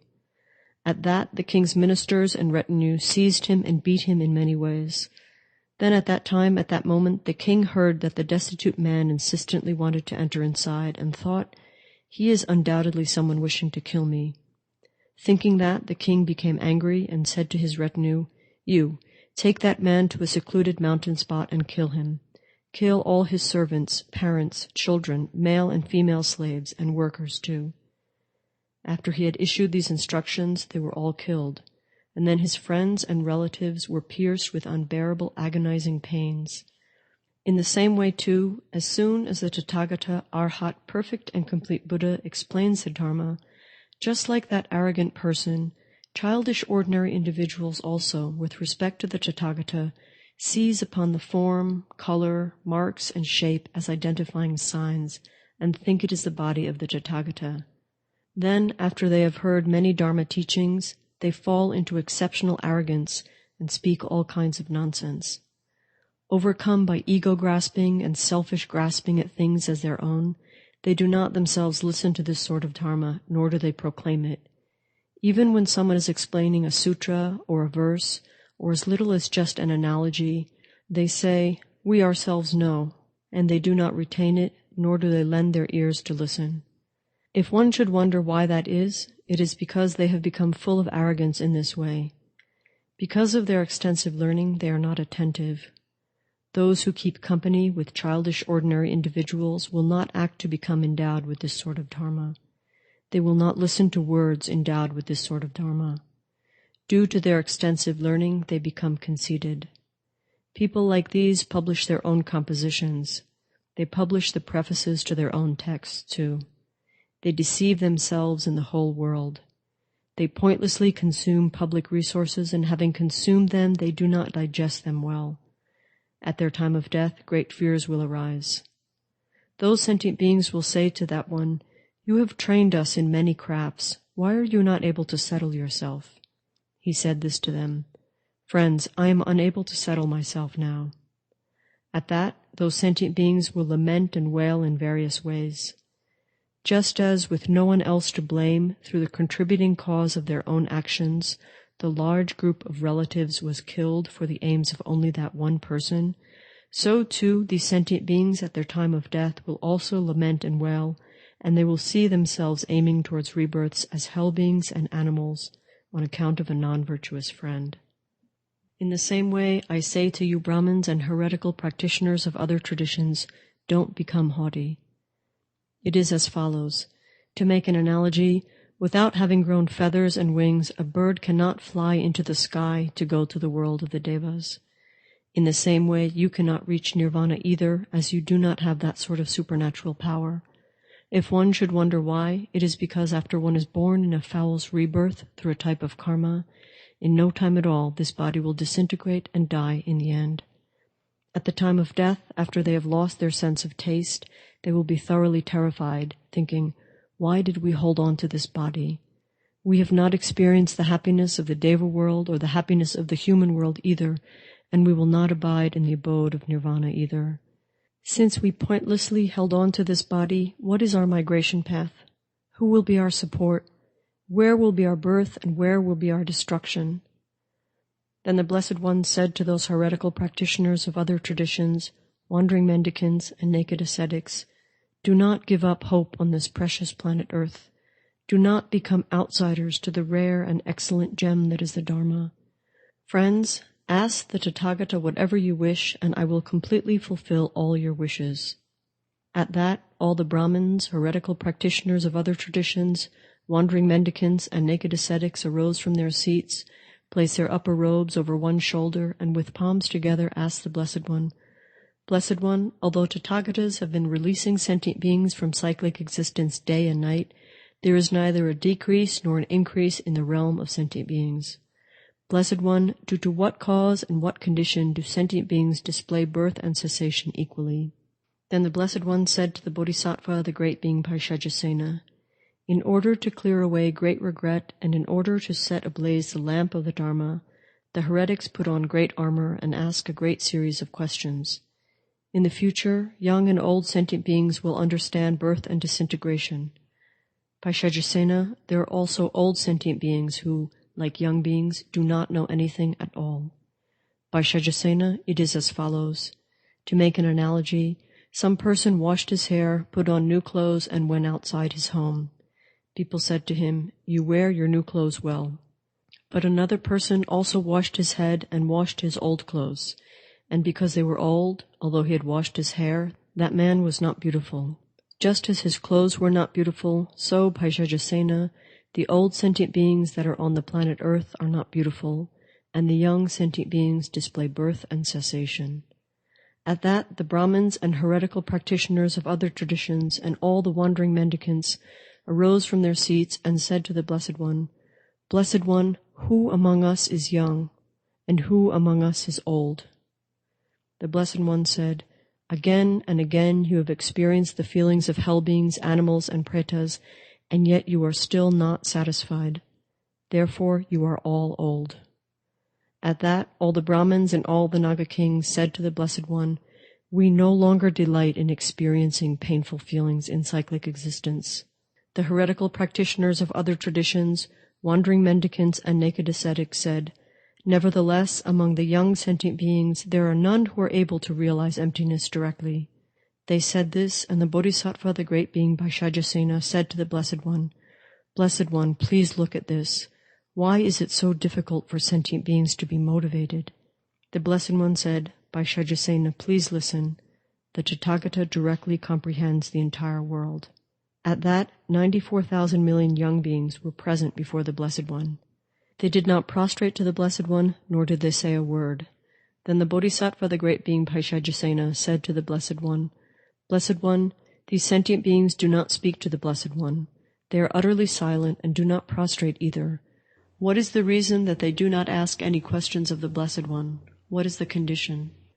The Blessed One said, "Vaishajasena, listen. You should see that these sentient beings who say, 'The young sentient beings are not able to realize emptiness directly,' are young sentient beings." And those sentient beings said, "Venerable Blessed One, we are young sentient beings. Venerable Sugata, we are young sentient beings." The Blessed One said, "These sentient beings comprehend the world directly, but now display the measure of the world from your own bodies."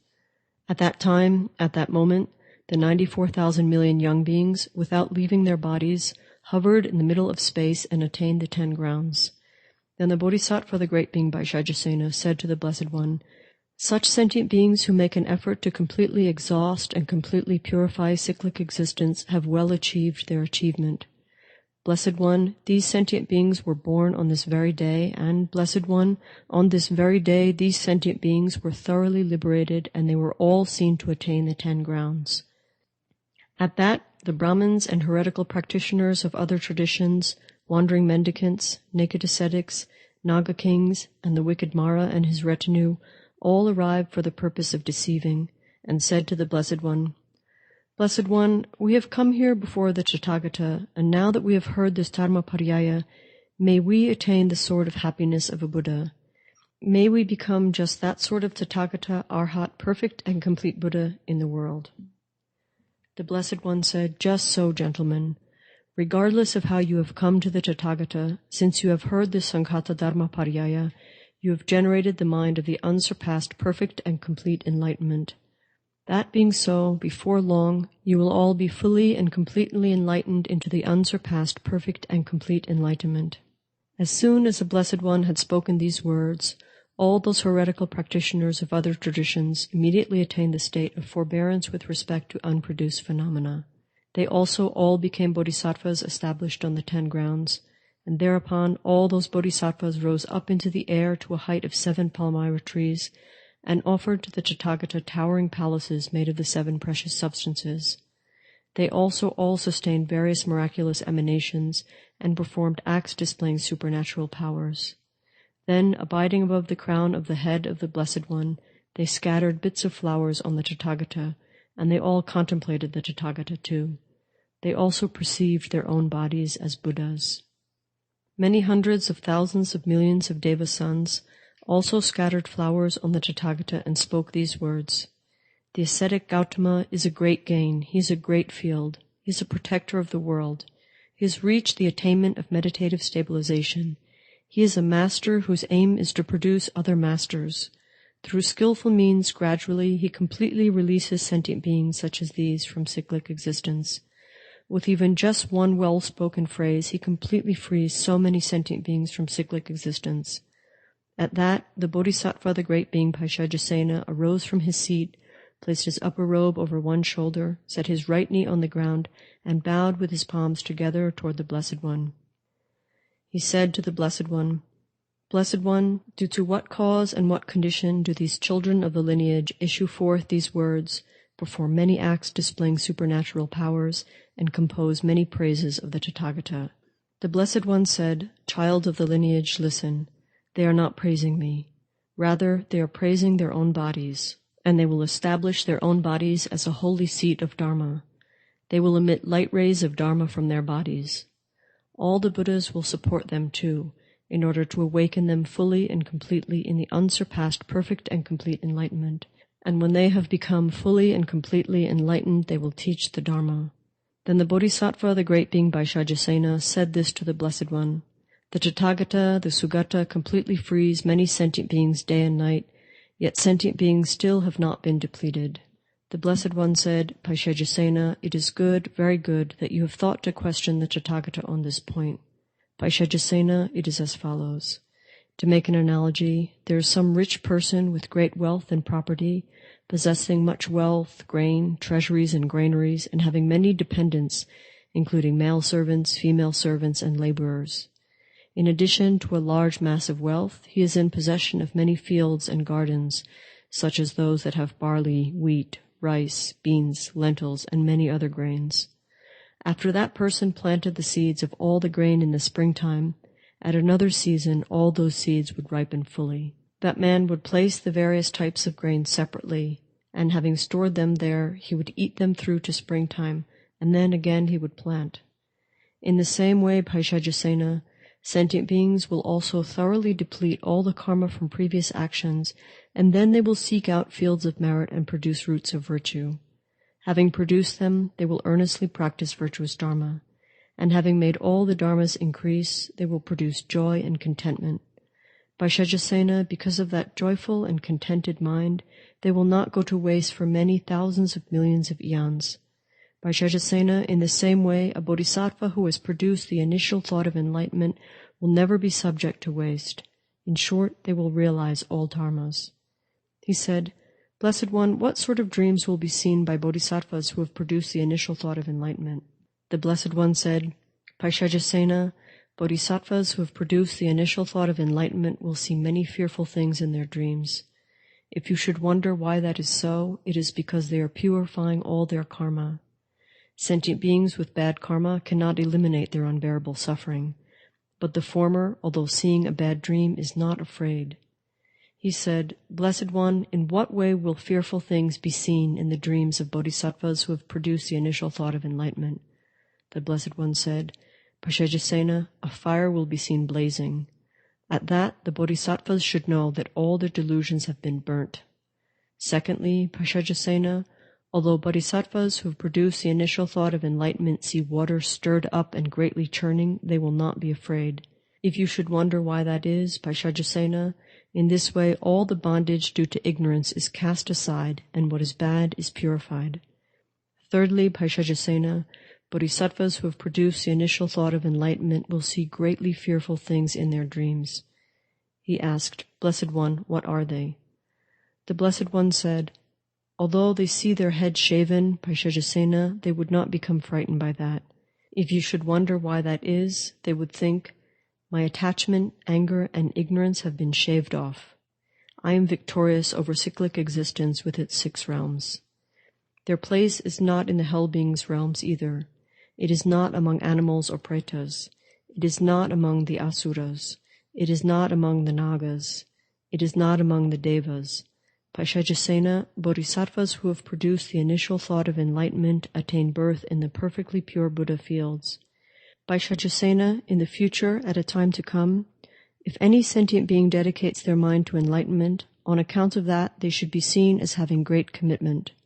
Vaishajasena, although they encounter contempt, they should not be disheartened, nor should they be discouraged. Vaishajasena, many are the dharmas I have taught. Vaishajasena, for some hundreds of thousands of myriad millions of eons, I engaged in arduous activities. But that engagement in arduous activities was not for the sake of wealth. It was not in order to enjoy a livelihood. It was not in order to enjoy power. Vaishajasena, I engaged in arduous activities in order to comprehend the nature of phenomena. But until the moment that I heard the Untitled Dharmaparyāya, I did not attain unsurpassed perfect and complete enlightenment. But, Vaishajasena, on the very day I heard it, I was entirely, completely enlightened into unsurpassed perfect and complete enlightenment. Vaishajasena, this Dharmaparyāya is profound. Hearing this Dharmaparyāya is rare. Vaishajasena, the arising of Tathagatas is also supremely rare. Paicajasena, those who uphold this Dharmaparyāya are also supremely rare.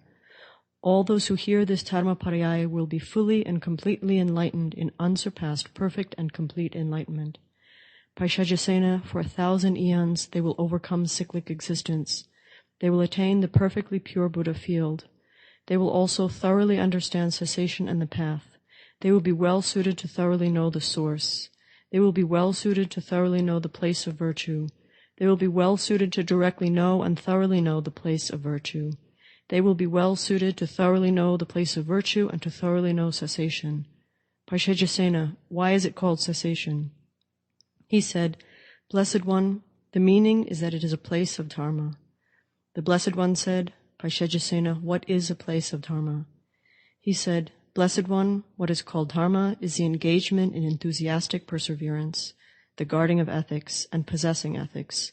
It is called a treasury of Dharma. Blessed One, this is the arising of a Dharma treasury. The Blessed One said, Paicajasena, that you thought to pose a question to the Tathagata on this topic is good, very good. He said, For what purpose do Tathagatas arise in the world? The Blessed One said, Paicajasena, those who are possessed of much learning and highly knowledgeable know the arising of Tathagatas. Once they know of the arising of Tathagatas, they know the arising of Tathagatas to be a source of happiness. At the time when Tathagatas arise in the world, sentient beings know all dharmas. Through skillful means, they know the dharmas. They know mundane and supramundane phenomena. They know the mundane and supramundane wisdom. He said, having realized wisdom itself, what nirvana do they seek out? The Blessed One said, Paicajasena, once they have thoroughly understood the Dharma, they thoroughly know the Dharma. Paicajasena, similarly, once they have thoroughly known the holy Dharma in a condensed form, the first attainment arises. Keeping in mind the Dharma just as they have heard it, they will attain the possession of Dharma. Paicajasena, it is as follows. To make an analogy, a man became a trader, took 1,000-man load of gold, and set off seeking profit. His parents say to him, Son, listen, take this 1,000-coin load of gold. Carry well this gold of ours and of others. That trader carried away the gold, and by the time a month had passed, he had squandered all that gold. After it was gone, the man reflected and became extremely unhappy. He was pierced with great agonizing pains in his heart. He was filled with remorse and shame, and did not go to his own home. His parents heard of this and fell into despair. Their hearts were pierced with great agonizing pains, and even their clothes were torn. This bad son was born into our household in the form of a son, and also destroyed our household's entire capacity to sustain itself. He has been useless to us, and we have been made to suffer. He has forced us into work as servants. Speaking thus, they lamented. After his parents had fallen into despair, they died. Then, hearing that his parents had despaired of him and died, the son also fell into despair and died. In just the same way, Paicajasena, although the Tathagata explains these matters, those who have no faith in my teachings will lose hope, and at their time of death they will die with their hearts pierced with great agonizing pains. Just as those parents fell into despair and suffered because of the gold, and had their hearts pierced with great agonizing pains because of their own and others' gold, in the same way too, Paicajasena, those who have no faith in my teachings, afterwards, at their time of death, are tormented and cry out in lamentation. They experience painful feelings, and after they have wasted the merits they previously created, they do not later create the merit that is associated with a good field. Because they have great agonizing pains piercing their hearts, at that time, at that moment, once they have seen the ceaseless cruel places of rebirth in hell and as animals, and the realm of rebirth in the world of Yama, at their time of death they will think thus, Who will be my protector so that I will not see the worlds of hell beings, animals, pretas, and Yama, and so that I will not experience those painful feelings? That one's parents will say, Child, the greatly terrifying thing, that is illness, cannot come about. How could that be? Although those who are dying fear sickness, in your case, son, there is no death. From the fear and terror of disease, you will be set free. My consciousness is ceasing. My body, too, is badly damaged. All my limbs are in pain. I am coming to see my death. My eyes do not see, and my ears do not hear. nor will anything reach my nose. My body has no endurance. My body is pain from limb to limb. Just like a tree, I am mindless. Saying my death is not nearing, Mother, please just cheer me up. The mother said, Son, it is not right that you say that. Do not frighten me so badly. Since your body is racked with a plague, you will see all sorts of things. The son said, But I see no plague in my body. I have no sickness and no pain. I see extremely unbearable death. My beloved body will be destroyed. Since I have seen my whole body overpowered by suffering, to whom will I go for refuge? Who will be my protector? The parent said, Son, a deva must be punishing you, but if offerings are made to the devas after that, you will recover. The son said, Whatever will make me recover, I ask you please to do just that. Please go quickly and make haste and make inquiries to the priest. At that, his parents went before the altar of the deva and gave incense for the deva. Then the priest offered the incense to the deva and said the following, The deva is punishing you. Therefore you must honor the deva. Sacrifice to the deva, kill livestock, kill a man too, and then your son will be released from his illness. At that, those parents thought, But we are poor, what can we do? If we don't appease the deva, our son will die. If we are to appease him, since we're poor, from where will we get a person and livestock? With these thoughts, they made haste and quickly went home. They took the few household items of any substance that they possessed to sell in order to buy livestock. After that, they approached another man. Sir, if you could give us some gold on loan and we're able to pay it back in 10 days, that would be good. But if we are unable to pay it, we agree now to become your servants and do work. They said this, and then the two of them carried off that gold and went to buy a man. The two of them bought a man, but that man did not know that he would be killed. At that, the parents became confused and did not return to their home. Instead, they went before the altar and said to the priest, Quick, make the sacrificial offering. Then the two parents killed the livestock themselves, and they also killed the man. Then the priest, intending to make the sacrificial offering, kindled a fire, and at that the deva descended and said, I have accepted your son. Then the parents overflowed with joy and elation. If our son is cured, even if we become servants, that is far superior, they said. After making the sacrifice to the deva, they returned home, and when they arrived there, they saw that their son had died.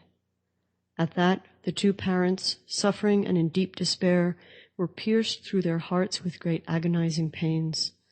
With their hopes dashed, they died right there, and in just the same way, Paisajasena, one should not associate with non-virtuous friends.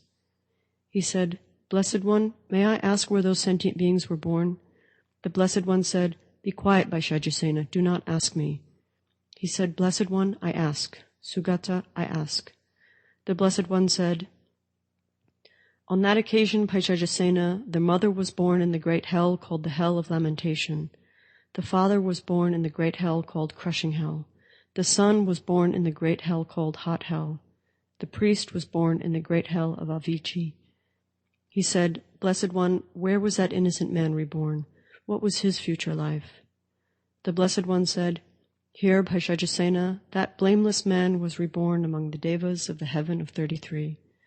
He said, Blessed One, what was the reason and what was the condition for that man to be born equal in fortune to the devas of the heaven of 33? The Blessed One said, Listen, Paisajasena, that man at his time of death, with a mind of faith in the Tathagata, said one time, I prostrate to the Buddha. Paisajasena, due to that root of virtue, he will experience the happiness of the devas of the 33 for 60 eons. For 80 eons he will recall past lives. Life after life he will be free of all painful sorrows. As soon as he is born, he will ward off all sufferings. Those sentient beings are all unable to fully overcome sorrow. He said, Blessed One, how will all sentient beings be capable of fully overcoming sorrow?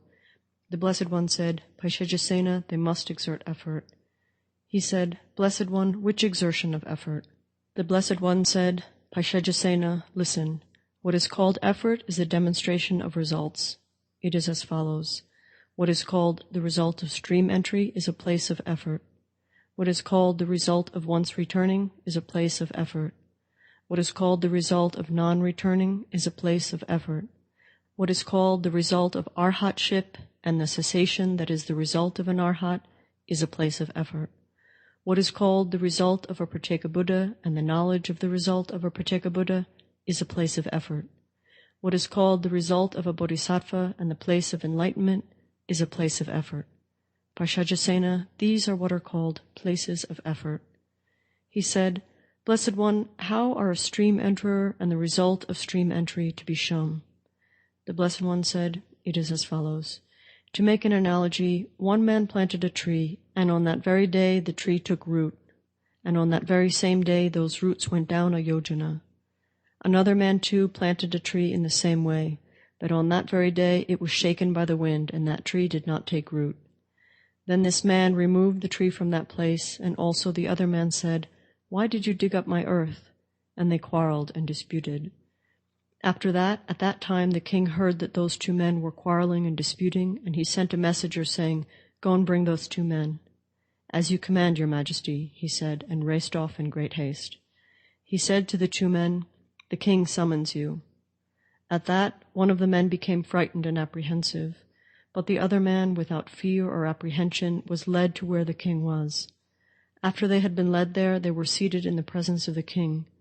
Then the king said to the two men, Sirs, why were you quarreling and disputing? At that, the two men arose and addressed the king.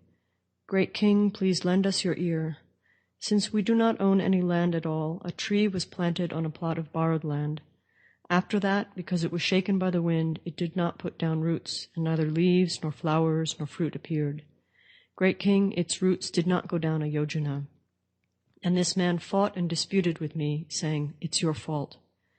Nevertheless, since I am innocent, your majesty, please kindly understand that I am not even slightly guilty. Then that king sent for his 30 million ministers, and when they had assembled, he commanded, You should speak. The ministers said, What should we speak about? Have you ever seen or heard that on the very day a tree was planted, it put down roots, and leaves, flowers, and fruit appeared? In a week or half a month, make a determination of this case. At that, those ministers arose from their seats and addressed the king. Great king, it is not appropriate for us to make a determination in this case. We are incapable of determining it. Great king, this is wondrous.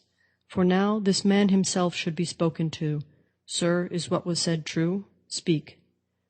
He said, Great king, indeed, it is true. The king said, On the very day a tree was planted, roots went down, and leaves, flowers, and fruit appeared.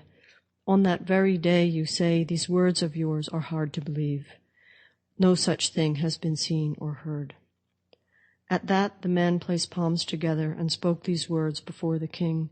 Kindly go and plant a tree yourself. Please watch as the roots take hold.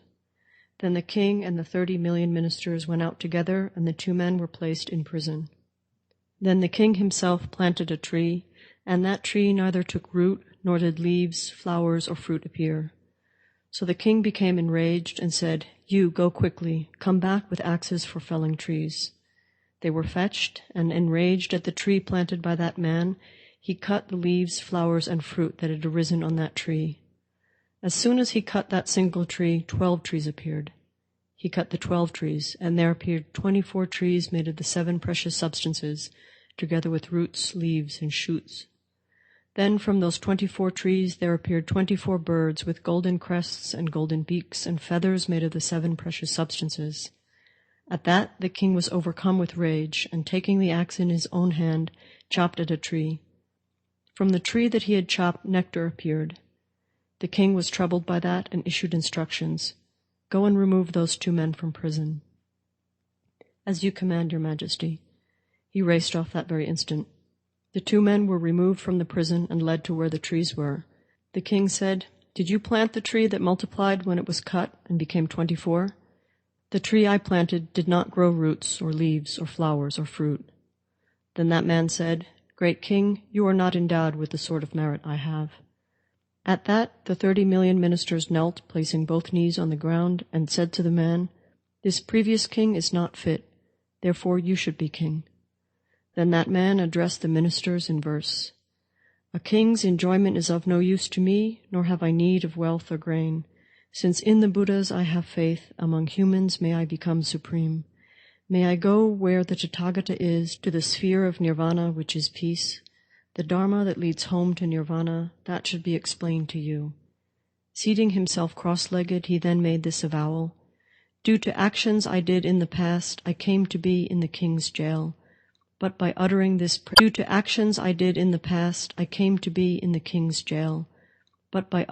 prayer, may my karma be depleted. At that, 24 million birds with diamond beaks struck cymbals.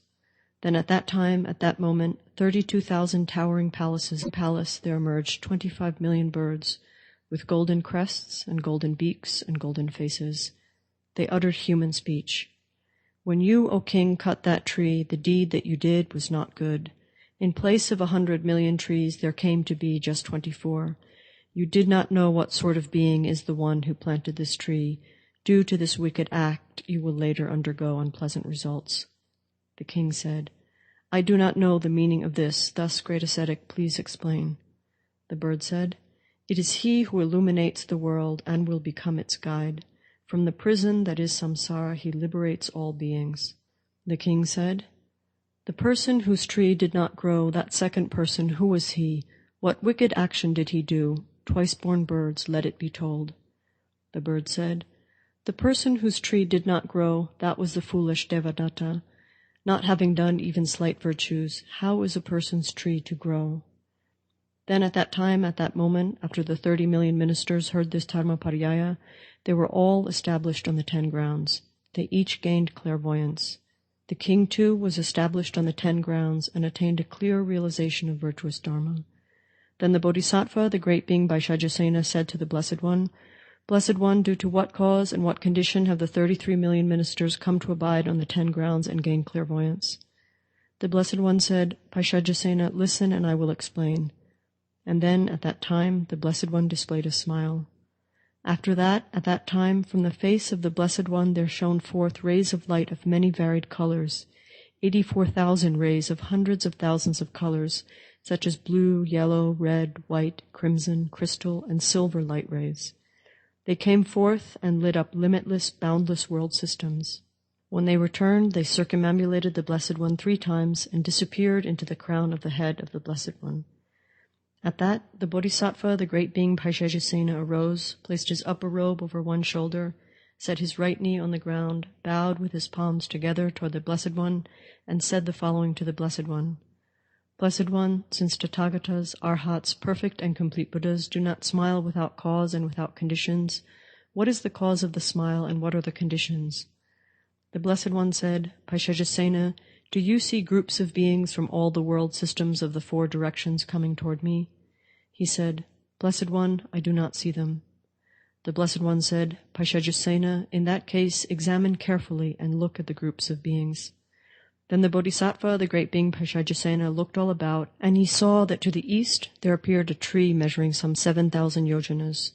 25,000 million groups of people were assembled on one side of it. The people did not speak, they did not talk, they did not converse, they did not eat, they did not arise, they did not move about, they sat in silence. To the south there appeared a tree measuring some 7,000 yojanas. 25,000 million groups of people were assembled by it. These people did not talk and did not speak either. They did not speak at all, they did not converse at all, they did not arise, they did not move about, they sat in silence. To the west there appeared a tree measuring some 7,000 yojanas. 25,000 million groups of people were assembled by it. These people did not talk either, they did not speak at all, they did not converse at all, they did not arise, they did not move about, they sat in silence. To the north there appeared a tree measuring some 7,000 yojanas. 25,000 million groups of people were assembled by it. These people did not talk either, they did not speak at all, they did not converse at all, they did not arise, they did not move about, they sat in silence. In the downward direction there appeared a tree measuring some 7,000 yojanas. 25,000 million groups of people were assembled by it. Those people did not talk either, they did not talk, they did not speak at all, they did not converse at all, they did not arise, they did not move about, they sat in silence. In the upward direction there appeared a tree measuring some 7,000 yojanas. 25,000 million groups of people were assembled by it. Those people did not talk either. They did not talk, they did not speak at all, they did not converse at all, they did not arise, they did not move about, they sat in silence. Thereupon the Bodhisattva, the great being Paisajasena, said to the Blessed One, "If the Blessed One would grant me the opportunity to pose a question and then have it explained, I would like to ask a question of the Blessed One, the Tathagata, the Arhat, the perfect and complete Buddha, regarding a certain point in question." He said this, and the Blessed One spoke to the Bodhisattva, the great being Paisajasena, as follows: "Paisajasena, ask whatever you wish, and I will delight your mind with an explanation of whatever is asked." He spoke thus, and the Bodhisattva, the great being Paisajasena, said the following to the Blessed One: "Blessed One, for what purpose did many groups of people from the worlds in the four directions come and remain here? And then from between the lower and upper directions, 50,000 million groups of beings came and remain here. What is the reason for this? What are the conditions?" The Blessed One said, "Paisajasena, go yourself and ask the Tathagatas in the world systems from which they came." He said, "Through the production of whose supernatural power should I go?" The Blessed One said, "Produce your own supernatural power and go through that." Then the Bodhisattva, the great being Paisajasena, circumambulated the Blessed One 3 times and disappeared right there. After passing 96 million world systems, he arrived at the world system called Chandra Pradipa. There, the Blessed One, the Tathagata, the Arhat, the perfect and complete Buddha, Chandravati was teaching the Dharma, seated in front and completely surrounded by 80,000 million bodhisattvas. Then the Bodhisattva, the great being Paisajasena, remained before the Blessed One, the Tathagata Chandravati. With his palms together, he bowed down toward the Blessed One and then said to the Blessed One, "Blessed One, why is it that I do not see here presently the groups of people who are presently gathering from the 10 directions and coming into the presence of the Shakyamuni Tathagata in the Saha world system?" The Blessed One said, "Paisajasena, they wander about and abide right there." He said, "But Blessed One, how is that?" At that, the Bodhisattva, the great being Paisajasena, went up to where the Tathagata Chandravati was. Once he had arrived, he sat before that Tathagata. He said the following to the Blessed One: "Blessed One, I passed 96,000 million world systems and have come here, and, Blessed One, nowhere have I seen as many sentient beings as those that are seen there." The Blessed One said, "Those sentient beings arose from mindless trees." He said, "Blessed One, who has seen or heard of arising from trees that have no mind?" The Blessed One said, "Paisajasena, have you not seen or heard of the arising of people from mindless trees?" He said, "Blessed One, I have not seen or heard of that." The Blessed One said, "Paisajasena, if you wish to see, I will show you now." He said, "Blessed One, I wish to. Sugata, I wish to." Thereupon the Tathagata Chandravati extended his arm, and from that arm 100,000 million groups of beings arose. Each of those groups of people extended 100 arms and scattered incense, garlands, and various lotions as offerings to the Tathagata. And the Blessed One said, "Paisajasena, do you see this group of people scattering incense, garlands, and lotions as offerings to the Tathagata?" He said, "Blessed One, I see them. Sugata, I see them." The Blessed One said, "These groups of beings who arose are mindless. These people are mindless." Then each of those 100,000 million human beings had 100 arms, and they all fell down.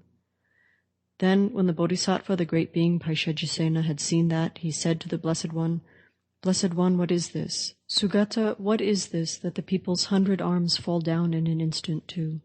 Blessed One, if even the 100-armed ones are not liberated, what need is there to mention those with 2 arms?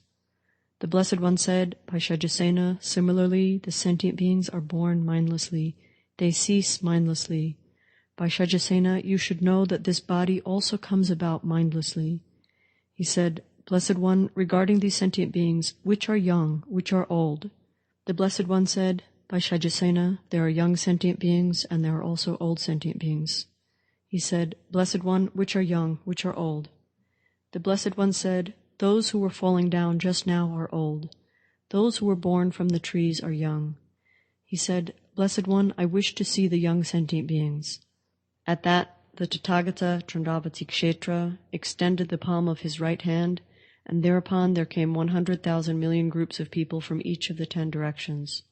From the lower and upper directions there came 50 million groups of people each.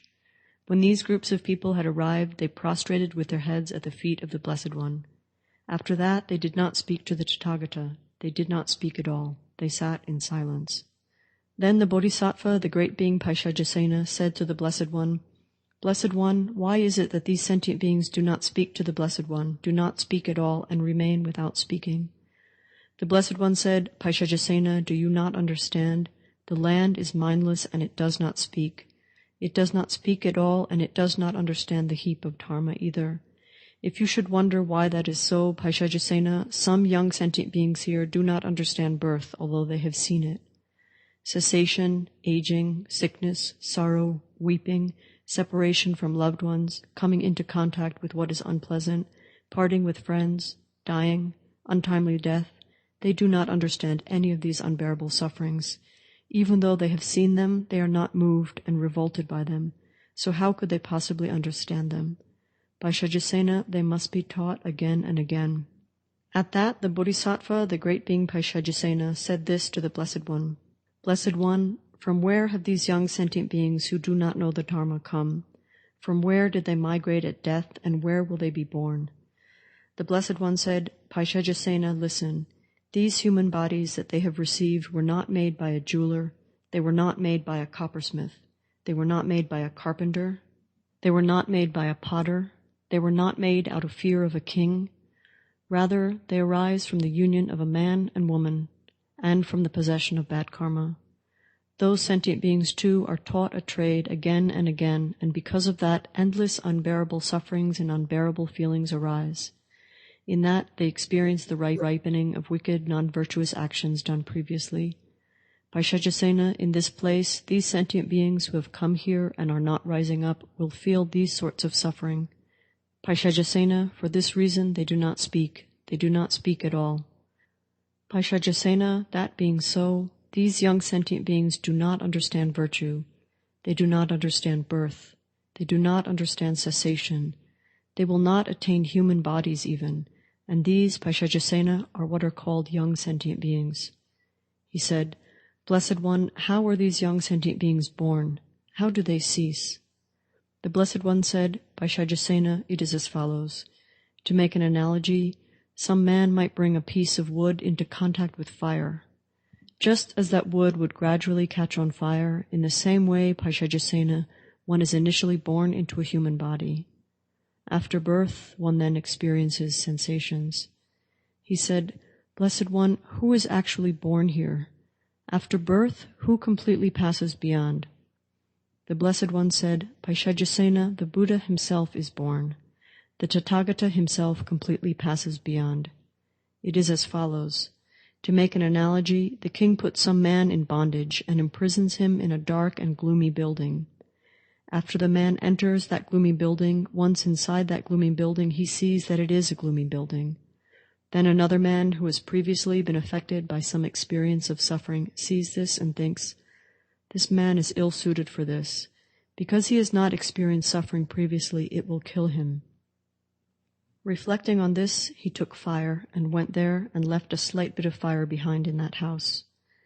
The man who had been put in that jail saw the fire, and when he saw it, he was consoled and cheered up.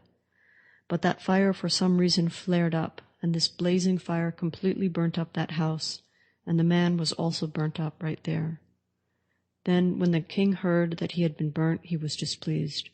He thought, from now on, no sentient being will be put in prison in my land. Thinking in this way, the king then said to the sentient beings dwelling in his land, O you sentient beings, have no fear. Do not be afraid. You should not fear. From now on in my land there will be no corporal punishment or imprisonment. No sentient being will be deprived of life. O sentient beings, have no fear. Just as he reassured them, so too Paisajasena, the Tathagata, who has burnt up all the delusions, has entirely pacified all illness. Just as that man burned his own body too through the burning of the building, and having set out for the sake of sentient beings' aims, benefit, and happiness, he completely liberates sentient beings who are bound from their bondage. Likewise, too, the Tathagata abandoned the stains of attachment, anger, and ignorance, and having arisen in the world like a lamp for all sentient beings, he completely liberates sentient beings from the bodies of hell beings, animals, pretas, and asuras, and he also completely liberates young sentient beings and old sentient beings too. At that, these verses emerged from the space above. The conqueror's field is a wondrous field, a wholesome field and well prepared. Any seed planted in it will not go to waste at all. The conqueror's field is a pure land. The teachings of the Buddha are praised. In order to embrace all beings, the teacher also makes the means. Though he abides in the sphere of nirvana, he appears upon the face of the earth. After perpetually pacifying the world, Buddha purifies the objects given. He liberates the young beings, he liberates the old ones too. From the three realms gradually he frees all beings completely. He closes the doors to the hells. He liberates animals and pretas. Having made peace in this world, he creates happiness in the next. Then the Blessed One displayed a smile and said, "It is excellent to see those who are excellent, and seeing Buddhas is excellent. The holy Dharma, a field of qualities, this also is excellent. To see the Sangha assembled is excellent. The teaching of the Sanghata is also excellent. Destroying misdeeds is excellent." At that, the Bodhisattva, the great being Paisajasena, bowed down with his palms together toward the Blessed One and said to the Blessed One, "Blessed One, what is the reason for smiling? What are the conditions?" The Blessed One said, "Child of the lineage, these young sentient beings?" He said, "Blessed One, I see them. Sugata, I see them." The Blessed One said, "Paisajasena, all of them will be established on the 10 grounds on this very day." Then the Bodhisattva, the great being Paisajasena, remains in the sky above at a height of 80,000 yojanas, and 80,000 million devas release a rain of flowers on the Blessed One. The young sentient beings too make prostrations with palms joined. Then the Bodhisattva, the great being Paisajasena, said these words while remaining in the sky above. He fills the galaxy of 1 billion world systems with sound. The sentient beings born in the 32 great hells hear the sound. The 32 types of devas hear that sound. The galaxy of 1 billion world systems also trembled in 6 ways. In the great ocean, 84,000 nagas were also shaken. 30,000 million rakshasas came to this planet. 25,000 million pretas, yakshas, and rakshasas came from the royal city of Ardhakavati, and this huge assembly gathered before the Blessed One. Then the Blessed One taught the Dharma to the young sentient beings, and 100,000 million bodhisattvas came from the world systems of the 10 directions, each by their own supernatural power. At that, the Bodhisattva, the great being Paisajasena, bowed down, placing his palms together toward the Blessed One, and said to the Blessed One, "Blessed One, many are the bodhisattvas that have gathered and are here. Sugata, there are many. Blessed One, many too are the devas and nagas that have gathered and are here. From the royal city of Ardhakavati, many millions of rakshasas also arrived, assembled, and are here." Then the Blessed One, sentient beings born in the 32 great hells hear the sound. The 32 types of devas hear that sound. The galaxy of 1 billion world systems also trembled in 6 ways. In the great ocean, 84,000 nagas were also shaken. 30,000 million rakshasas came to this planet. 25,000 million pretas, yakshas, and rakshasas came from the royal city of Ardhakavati, and this huge assembly gathered before this mass of Dharma. The Blessed One said, "Child of the lineage, it is called the mass of Dharma when one unequivocally strives for celibacy, and also when, having unequivocally striven for celibacy, one abandons all wickedness. Child of the lineage, do you see the young beings who, having abandoned impure conduct, will undoubtedly attain dharani, and will also all become endowed with all the dharmas?" He said, "Blessed One, by what means are all these many sentient beings gathering and listening to the mass of Dharma?" At that, the Blessed One said to the Bodhisattva, the great being Paisajasena, "Paisajasena, most sentient beings do not hear that birth as such is suffering. They do not hear that aging as such is suffering. They do not hear that sickness as such is suffering, that sorrow is suffering, weeping is suffering, separation from loved ones and coming into contact with what is disagreeable is suffering. Death, after all these sufferings, steals away body and life. Paisajasena, these are what are called all sufferings." Then those young sentient beings, having heard this teaching, bowed down with their palms together toward the Blessed One and said to the Blessed One, Blessed One, we too will die? The Blessed One said, You and all sentient beings will die. They said, Blessed One, how will our time of death bear down on us? The Blessed One said, Children of the lineage, at the time of death, at the last moment of consciousness, there is a wind called causing cessation of consciousness, a wind called confusing the consciousness, and a wind called disturbing the consciousness. And children of the lineage, at the time of death, in the final moment of consciousness, these three winds will stir up, they will confuse, and they will cause disturbances. They said, Blessed One, what are the three winds that destroy the body at the time of death when the consciousness ceases? The Blessed One said, Friends, weapon, compelling, and injuring cause the destruction of the body. They said, Blessed One, what sort of thing is this that is called the body? The Blessed One said, Friends, it is also called completely ablaze, burnt, mucus, belching, cremation ground, vile mind, a heavy burden, tortured by birth, violently shaken by birth, tormenting one's life force, and causing death and separation from loved ones. Friends, these are what is called the body. They said, Blessed One, how does one die? How does one live on? The Blessed One said, Friends, what is called consciousness dies. Long-lived ones, what is called merit lives on. Friends, what is called the body dies, bound with millions of sinews, endowed with 84,000 pores, connected with 12,000 parts, and supported by 360 bones. 84 types of parasites live inside the body, and there is death for all these living beings. There is death, which is cessation. When a person dies, all those living beings also have their hopes dashed. Then, because all the living beings eat one another, this moves and disturbs the winds. At that time they will experience suffering. Some will grieve for their sons, some will grieve for their daughters, some will grieve for their companions. They will all be pierced by agonizing pains. They will try to eat one another, and then when they have eaten one another, two living beings are left, and these two fight for 7 days. After 7 days have passed, one living being is destroyed, the other is freed.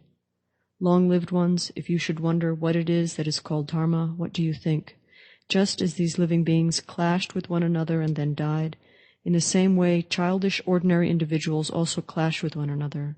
They are not frightened by birth. They are not frightened by aging. They are not frightened by sickness. They are not frightened by death. Just as the two living beings fought, so too do childish ordinary individuals fight one another. Then, at the time of death, virtuous people say to them, Person, in what are you trusting? Have you not seen even the slightest shortcomings? Have you not seen the shortcomings of birth? Have you not seen the shortcomings of aging and sickness? Have you not seen the shortcomings of death? They said, Long-lived one, we have seen the shortcomings of birth, and we have seen the shortcomings of aging and sickness. We have seen the shortcomings of death, too, at the end of it all. They said, Why did you not engage in activities to create roots of virtue? Why did you not create the roots of virtue of the mass of Dharma that increases happiness in both worlds? Friends, I ask a second time, why did you not create the collection of virtue that would emancipate you completely from birth and death? Why did you not make any investigation as to where you should correctly direct your attention? How did you not hear the sound of the beating of the gong on the earth? Have you not seen the sowing of seeds in the field of the Tathagata and the giving of incense, garlands, and lamps? Have you not seen as well the offering of food and drink to the Tathagata, or the contentment of the 4 groups of followers, bhikshus, bhikshunis, male holders of lay precepts and female holders of lay precepts, these 4 groups of followers who are fully devoted to the teachings? They would speak like that to him and make accusations in order to benefit him, and, Your Majesty, you did not do even the slightest thing. Man, after coming to this planet Earth, you have committed non-virtuous actions. At that time, the Dharma King granted teach the gong, You have heard the teaching of Dharma that goes to the peace of nirvana. Nevertheless, you did not act. At that the man spoke in reply, I was of a childish mind, coming under the sway of wicked friends. With a mind befuddled by desire, I committed wicked acts. I followed my desires as well, and took the lives of living beings. I wasted even what belongs to the Sangha. Unbearable is the fruit that comes from that. With the mind that would do harm, I caused the destruction of stupas. I uttered 2 abusive words, even my mother I tormented. Of what I did with my body, the shortcomings I recognize. In the great hell of lamenting, extremely unbearable rebirths I see. I will feel the cessations of crushing hell. Likewise, I will experience sensations in the extremely hot hell and an unbearable Mahavichi, split open in great lotus hell, and as a hell being into these sufferings, in the greatly fearsome marked with black lines, I will be born 100 times. After they are killed, hell beings again will see those frightful things. Over and over they will fall 100 yojanas into great dangers, and they will not find any way out. Later they will plunge into darkness. In the hell that bears the name razor, 1,000 razors will arise. They will be born in front of razors in the hundreds of thousands of millions. Due to faulty deeds I have done, my body will be sliced by them.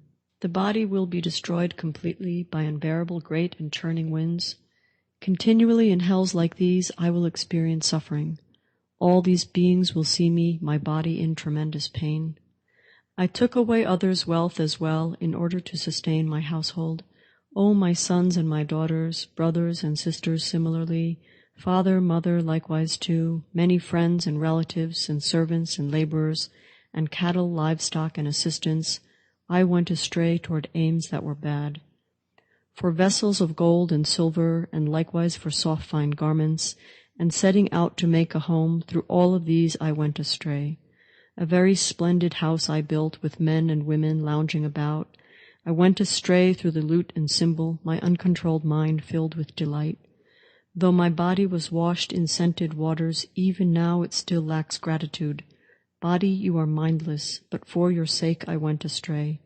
In the future not one soul being will become my protector, when a great and churning wind unbearably ravishes my body. Likewise I ate exquisite tasty foods, savoring variety with my tongue. Around my head were bound extremely many well-made garlands, lovely ones. By beauty my eyes were led astray. There is no protection for the eyes. The eyes are the cause of those misdeeds I committed after I had seen.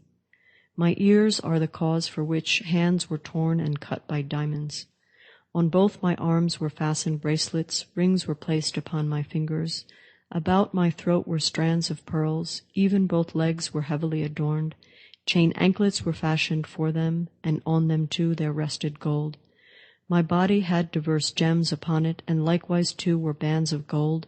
Amusing myself with my great wealth, my mind became extremely attached.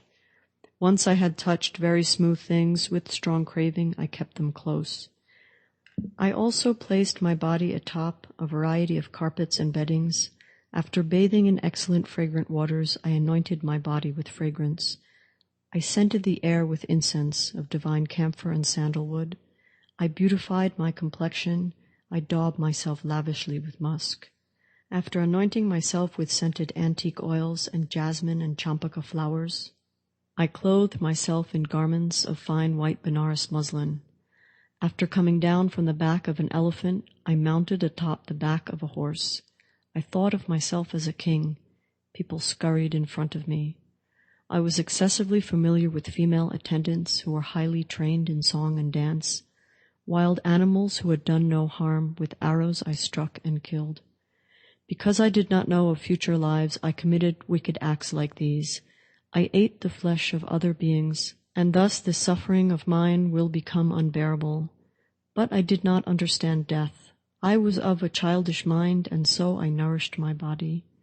Now that death has come to me today, I have no one at all as a protector. All you friends and relatives, why do you look into my face? For what do you wear tattered mourning clothes? For what do you weep and lament out loud?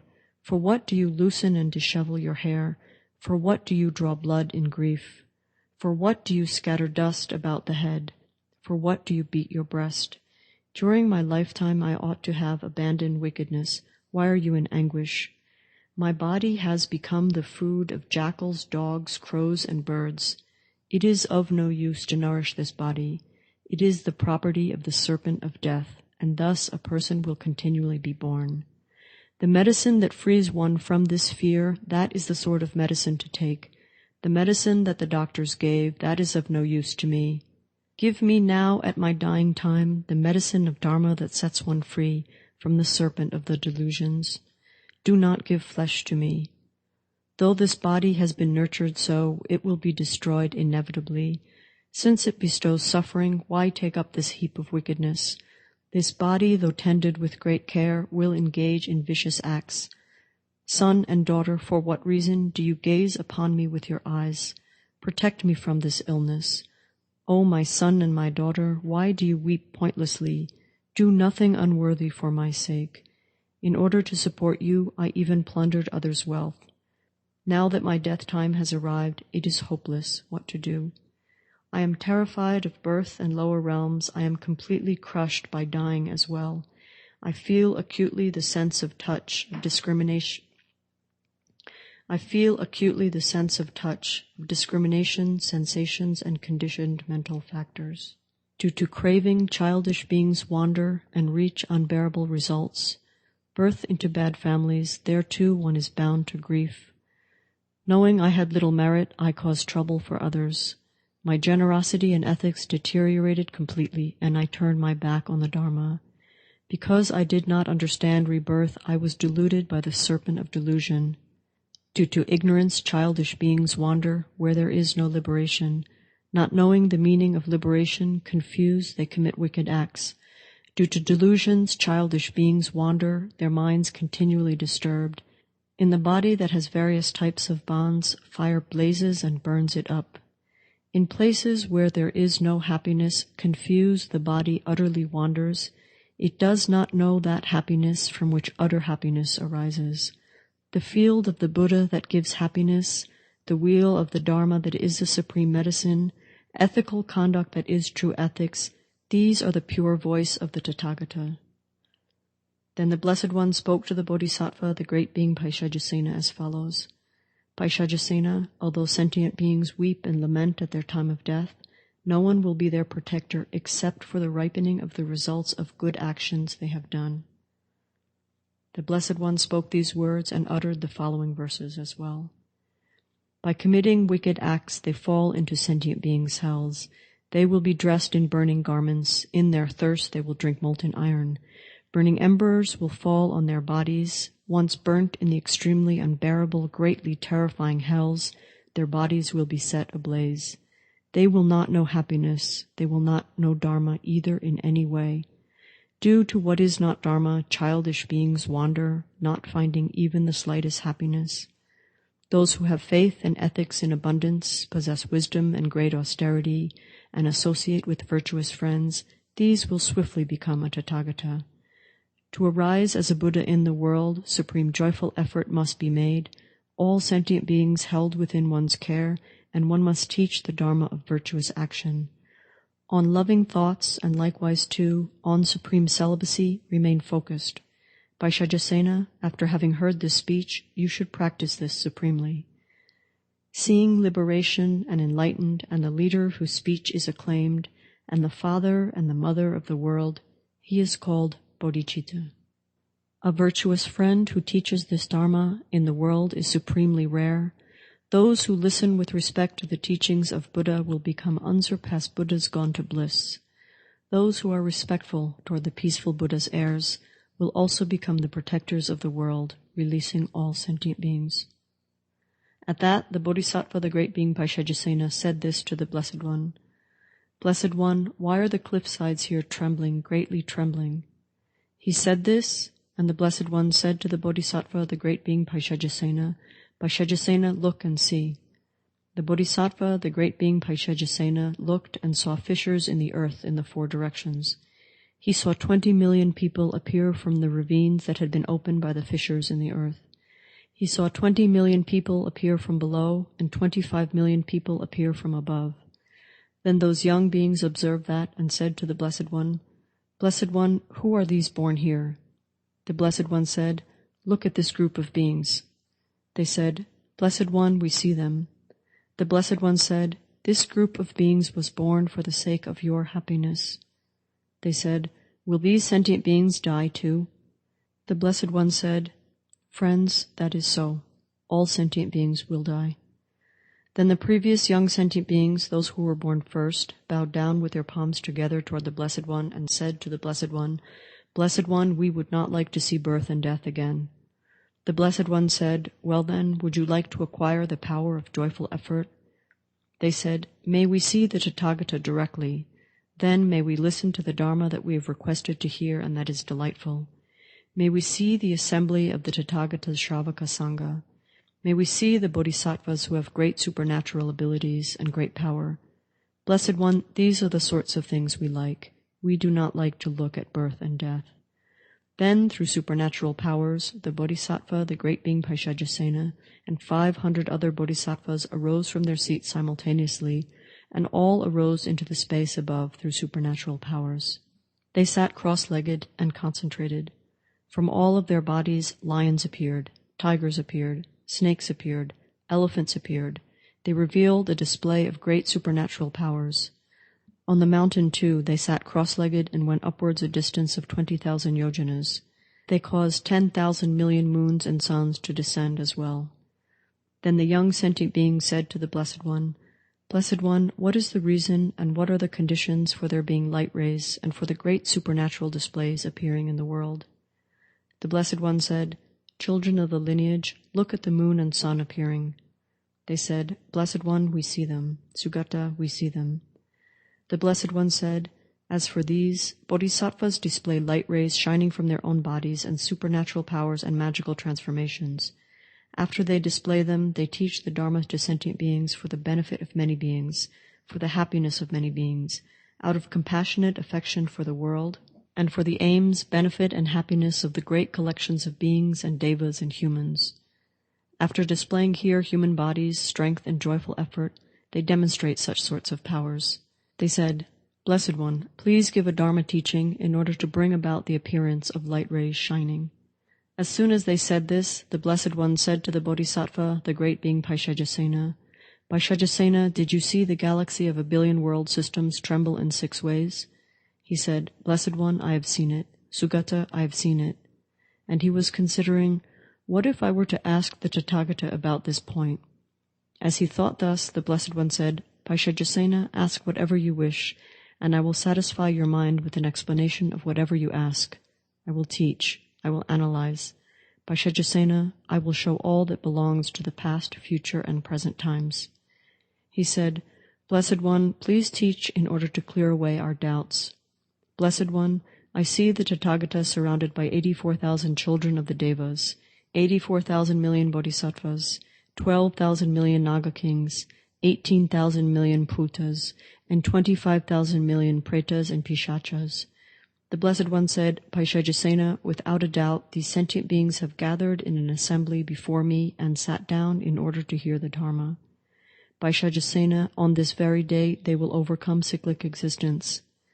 Out of a wish to benefit all sentient beings, on this very day they will attain the 10 grounds. Having been established on the 10 grounds, they will attain the sphere of nirvana. For the sake of liberation from aging and death, after doing deeds to bring about happiness and to vanquish the noose of the delusions, they will accomplish the Buddha's teachings." He said, "Blessed One, many abodes for sentient beings have arisen due to various karmas. Why do they remain surrounding the Blessed One?" The Blessed One said, "Paisajasena, listen. Sentient beings who are confused and do not know, how could they become free? These many young sentient beings today will attain taranis. In order to attain the 10 grounds, they will come to fully know all dharmas, and they will attain those 10 grounds. They will perform the activities of a Buddha. They will turn the wheel of the Dharma. They will release a rain of Dharma. Thus, since beings have gathered, my teaching will be delightful. Devas and Nagas and Pretas and terribly unbearable Asuras will be established on the 10 grounds. They will proclaim the sound of the Dharma. They will beat the Dharma gong. They will sound the Dharma conch. These young sentient beings also will have the power of joyful effort. Just as the Tathagata attained it, so will they attain the Dharma today." Then 5,000 of the young beings arose from their seat, placed their palms together, bowed down in the direction of the Blessed One, and said to the Blessed One, "Since there is no end found to bondage within samsara, the body is a heavy burden, Blessed One, greatly fearful, unbearable. We find no path whatsoever, indeed no path is seen, and thus, Protector, since we are blind, we ask you to gather us in. To you, the hero, we make requests, may the guide teach the Dharma. We were born with little wisdom and find no happiness at all. Please do teach the Dharma to us, from unbearable suffering set us free. Wherever it is that we are born, may we see a Buddha there. Then the Bodhisattva, the great being Paisajasena, went to where the young beings were and said the following: Have something to eat, have some wonderful tasting drinks. Later, when your fear has gone, listen to the Dharma fearlessly. They said, Venerable Elder, who are you? We ourselves do not know you. We see that you are beautiful, your form is serene, and your fame great. You are released from the great fears of the world of pretas, hell beings, and animals. Just like one who beautifies the world, all your negativity is pacified. We see a vessel in your hand made of 7 precious substances, and a cord of jewels on your body, ornamented with a mass of radiance. To the words spoken by you who are peaceful, we are unable to offer any reply. We do not need any food, nor do we need delicious drinks. From food what emerges is excrement. Likewise what is drunk becomes urine. Juices transform into blood. In the same way from blood comes flesh. Thus we do not need even nicely prepared food and drinks, nor do we need fine garments of woven silk or woolen cloth. Golden bracelets we do not need. We have no need of strands of pearls. On our fingers we need no rings. All these are transient in nature. We seek a life that does not go to migrations that are bad. We strive for the devas' happiness and for the giving of Dharma. Virtuous friends are what we need, not to be wheel-turning kings. Having left behind a lovely continent, wheel-turning kings will also die. Sons will not follow after them, nor will wives or daughters. The 7 precious things will be left behind. They will not follow after them. Though they gather many people to them, these will not follow along behind. No one will scurry in front of them, nor will it be thus later on. After being a king for just one life, due to impermanence they will wander. Due to having done many wicked acts, they will fall into the howling hell.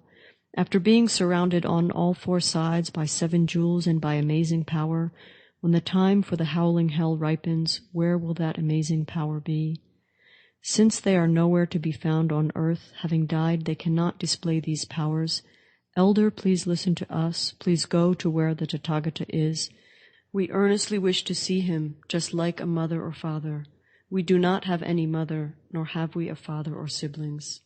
The Tathagata is chief in this world. He is father and mother. He is the sun and the moon. He reveals the path to happiness.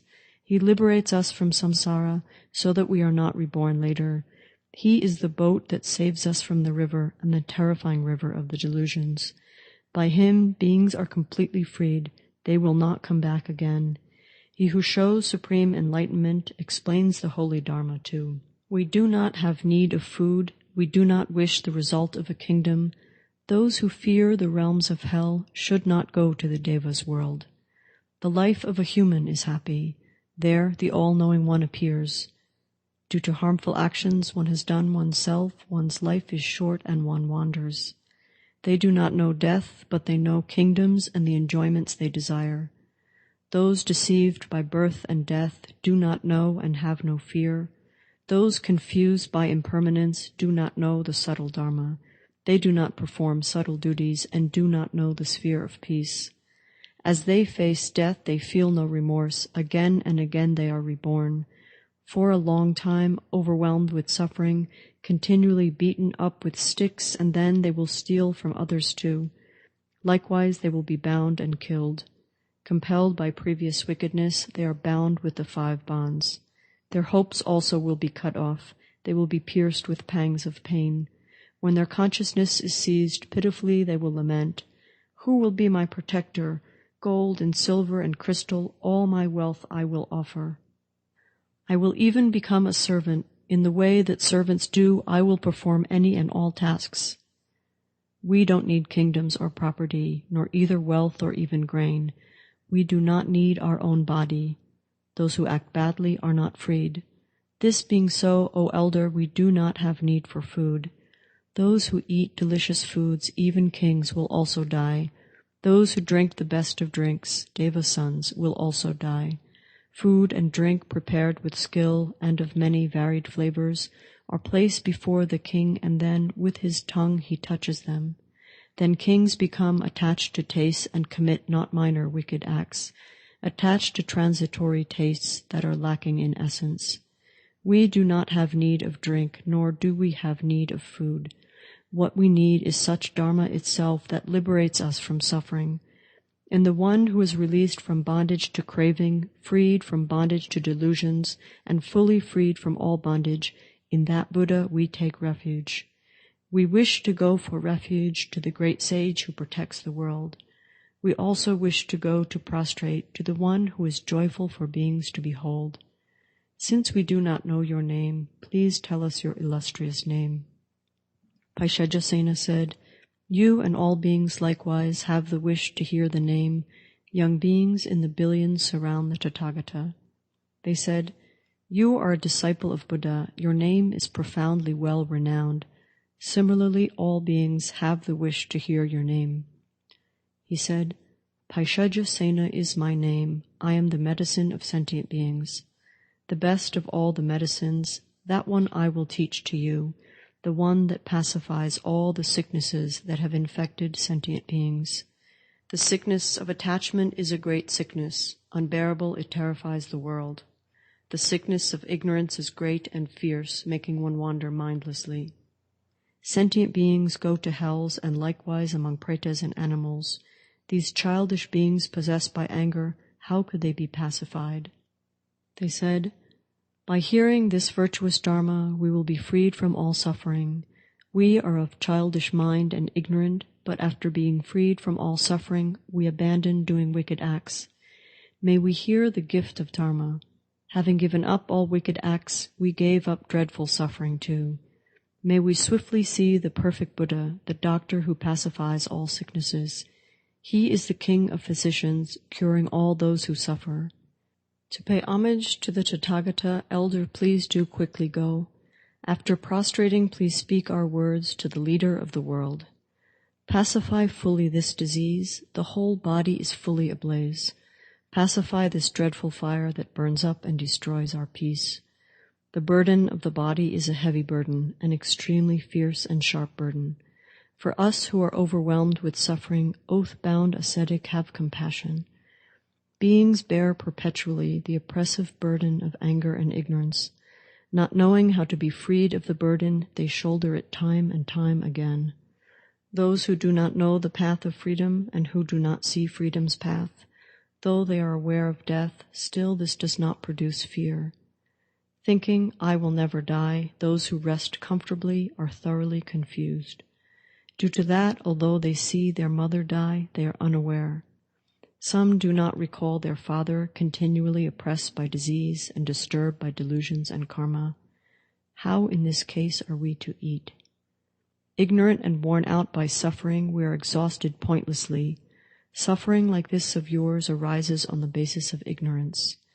Discrimination, sensations, and conditioned mental factors are a great, fearful, heavy burden. Due to craving, childish beings wander, thoroughly unaware of Dharma. Surrounded by the burden of the body, they are born into the world meaninglessly. They need clean, exquisite clothes, water to bathe in, and lotions. They will need delicious food that is gratifying to the body. The ear likewise makes one seek out the 5 attractive musical instruments. The eyes makes one attach to figures made of the 7 precious substances. The tongue also makes one search out all the delicious flavors. The body makes one continually seek soft and light objects to touch. The body attains a flesh coupling even with pleasure, and from that this mindless body is produced. Who would find pleasure in that?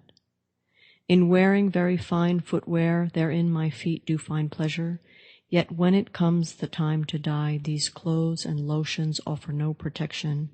Since even the body is no protection, no need to speak of clothes and lotion. In wearing very fine footwear, therein my feet do find pleasure. Yet when it comes the time to die, these clothes and lotions offer no protection. Since even the body is no protection, no need to speak of clothes and lotion. What is called human is the body. It will attain breadth and great strength, the power to listen and analyze. In that, this body has great qualities. Formerly, I caroused and roamed, always accompanied by horses and elephants. Since I did not know the Dharma that liberates, how attached I was to wicked acts. Since I did not know about future lives, for my amusement I had wickedness done. Again and again I was born. Again and again death came to me. Again and again I saw sorrow, thoroughly bound by lamentation. I saw also my mother's deaths. I saw the deaths of my fathers, of companions, sisters, children, wives. Since all that is compounded is empty, what being with a mind would be attached? But with my mind captive to desire, I thought them to be reliable.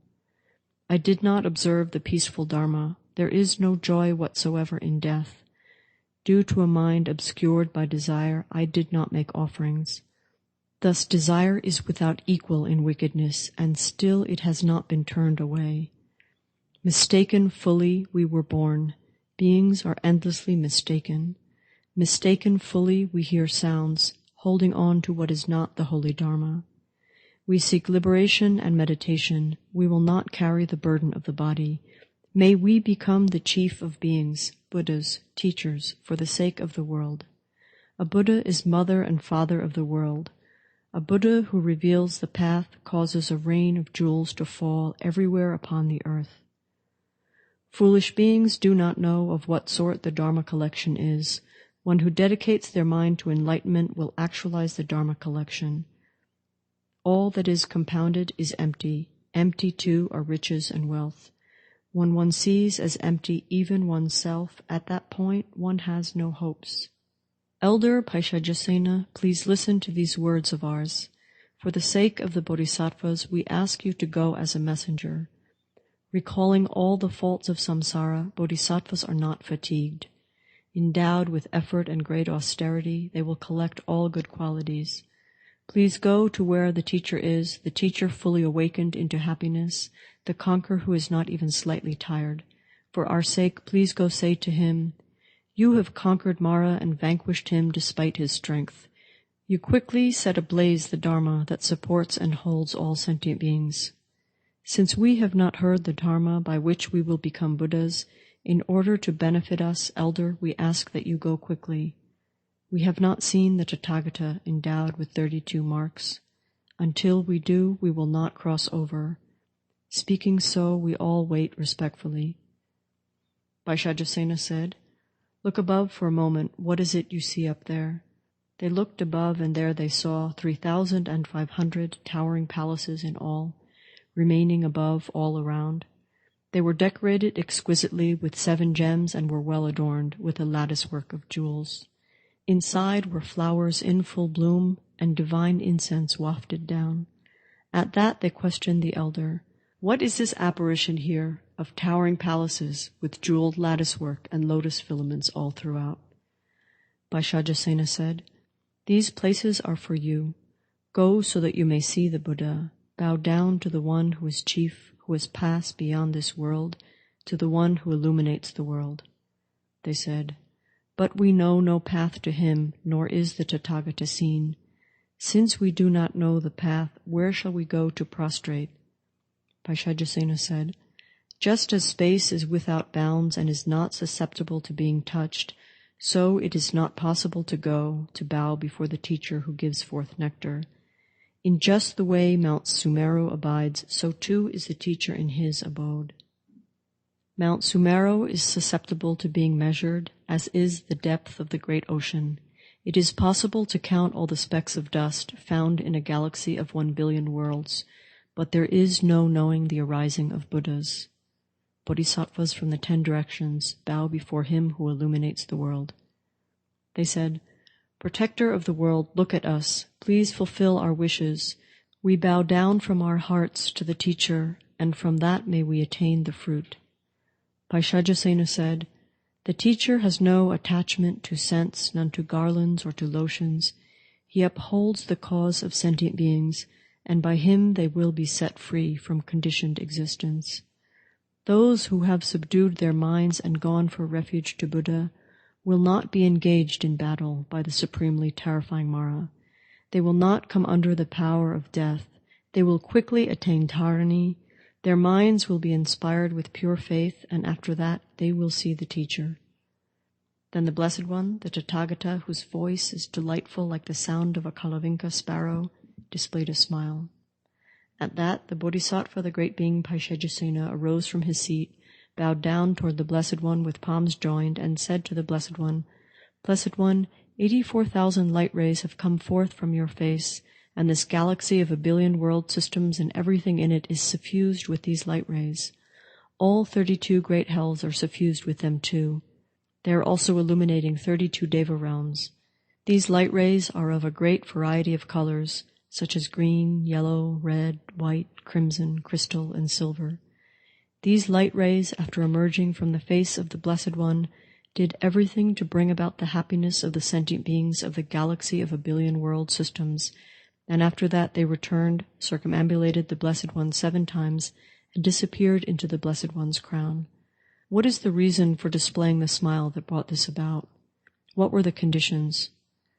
Then the Bodhisattva, the great being Paisajasena, also said to the Blessed One, "Blessed One, if an opportunity were afforded to me, I would like to ask a certain matter of the Blessed One, the Tathagata, the Arhat, the perfect and complete Buddha." He said this, and the Blessed One said the following to the Bodhisattva, the great being Paisajasena. "Paisajasena, ask whatever you wish, and I will satisfy your mind with an explanation of whatever is asked."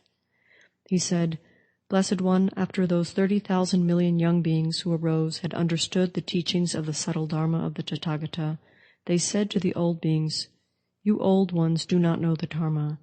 You are constantly attached to what is not Dharma and to non-virtue. When they say these subtle things that are unpleasant, speak out unreservedly, and thus inflict harm, Blessed One, why were they uttering these pleasant and attractive words?" The Blessed One said, "Paisajasena, do you not know why they speak these words? They speak things that are tender and extremely pleasant for the Tathagata. Because they have heard the Dharma, Paisajasena, on account of that, they will understand the meaning of all the Dharma. They will become endowed with all good qualities. They will all realize Dharanis. From today on, they will abide on the 10 grounds. Today they will sound the great Dharma drum. Today they will become endowed with the attributes of the great Dharma. Paisajasena, do you see these towering palaces?" He said, "Blessed One, I see them. Sugata, I see them."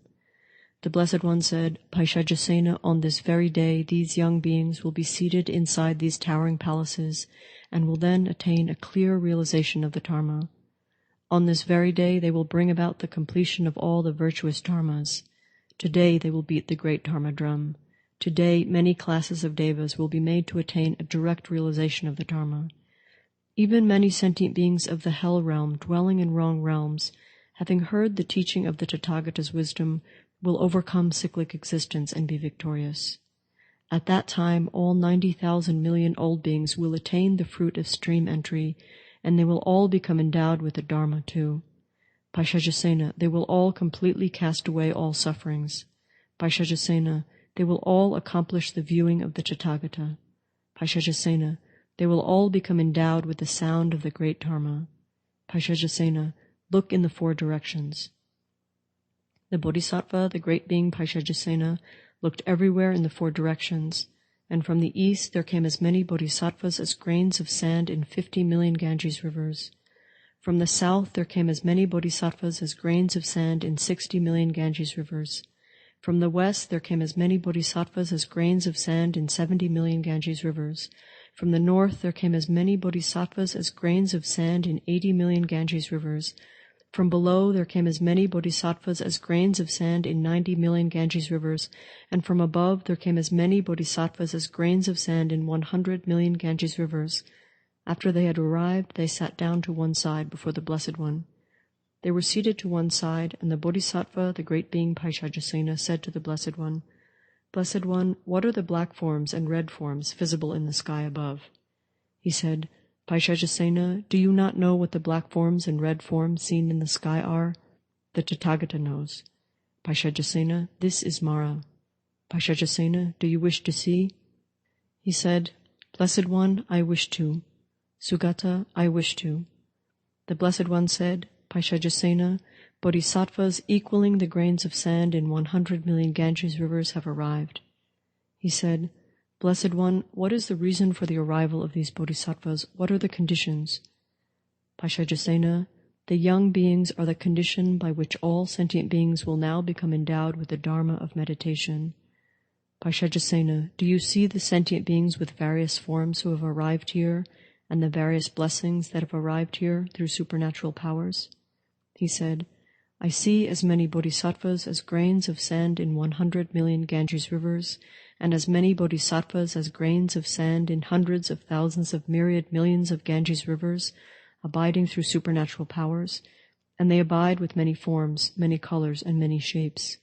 Those bodhisattvas abide in the abode of the Ārya Dharma. I have seen those bodhisattvas abiding in places of Dharma together with their retinues.